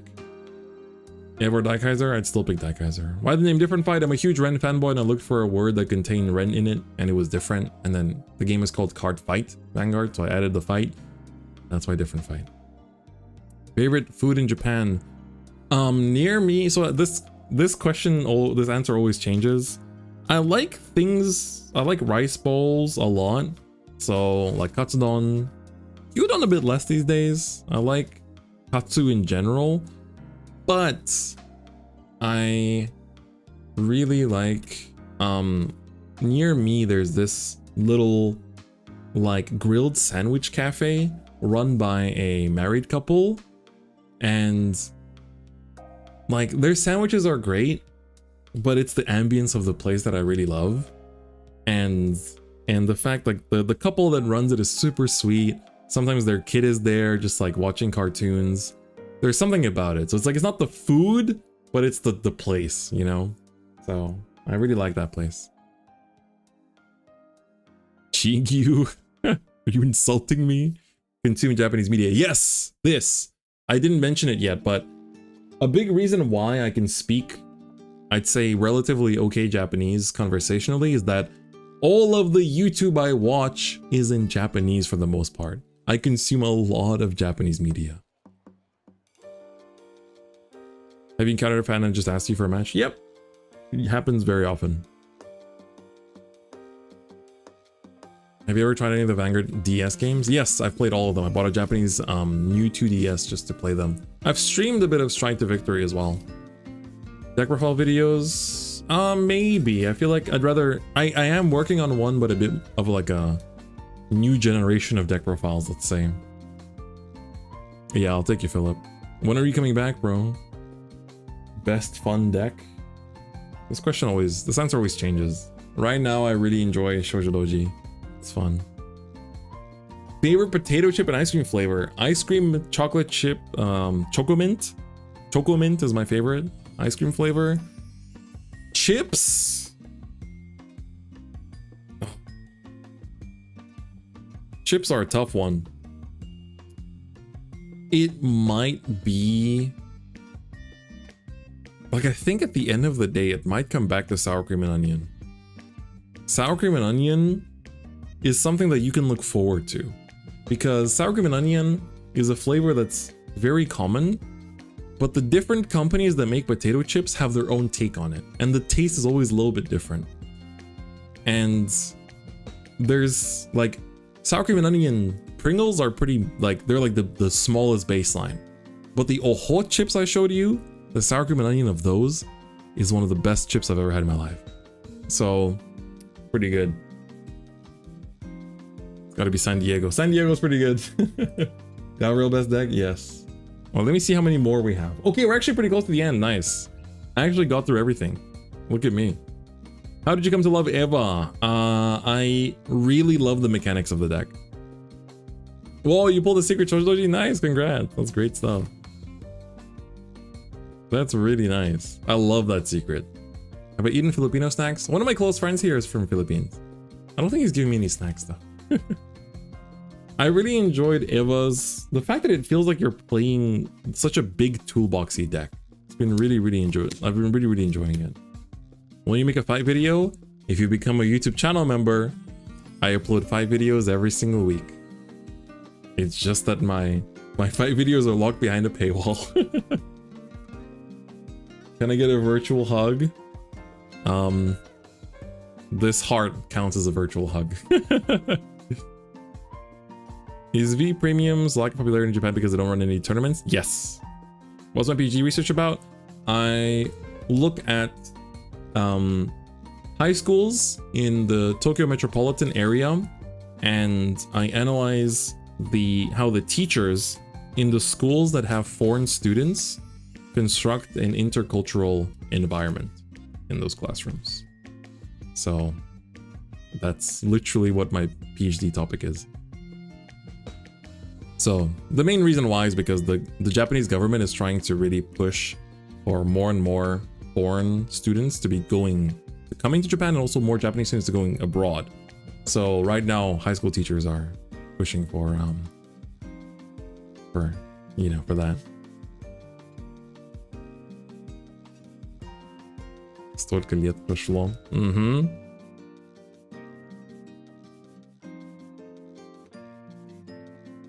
Damn. I can't start speaking Russian in chat, but I can. I basically smile Sidek is saying like it's been I'm surprised it's been that many years. I remember the first few videos. Спасибо большое. iOS device don't have the join button. I think it might depend where you live. Didn't realize Tokyo has that many foreign student onboarding programs. It's quite a lot, yeah. Globalization, baby. Do more car fights on Twitch or YouTube vids. Become a YouTube channel member and you'll get to see a bunch. Oh, I have to actually... Okay, showing these is going to be hard, so I have to actually switch to the full screen. The last few questions. Make videos about Hall FTG in the future, please. Probably not. Will I make? Probably not.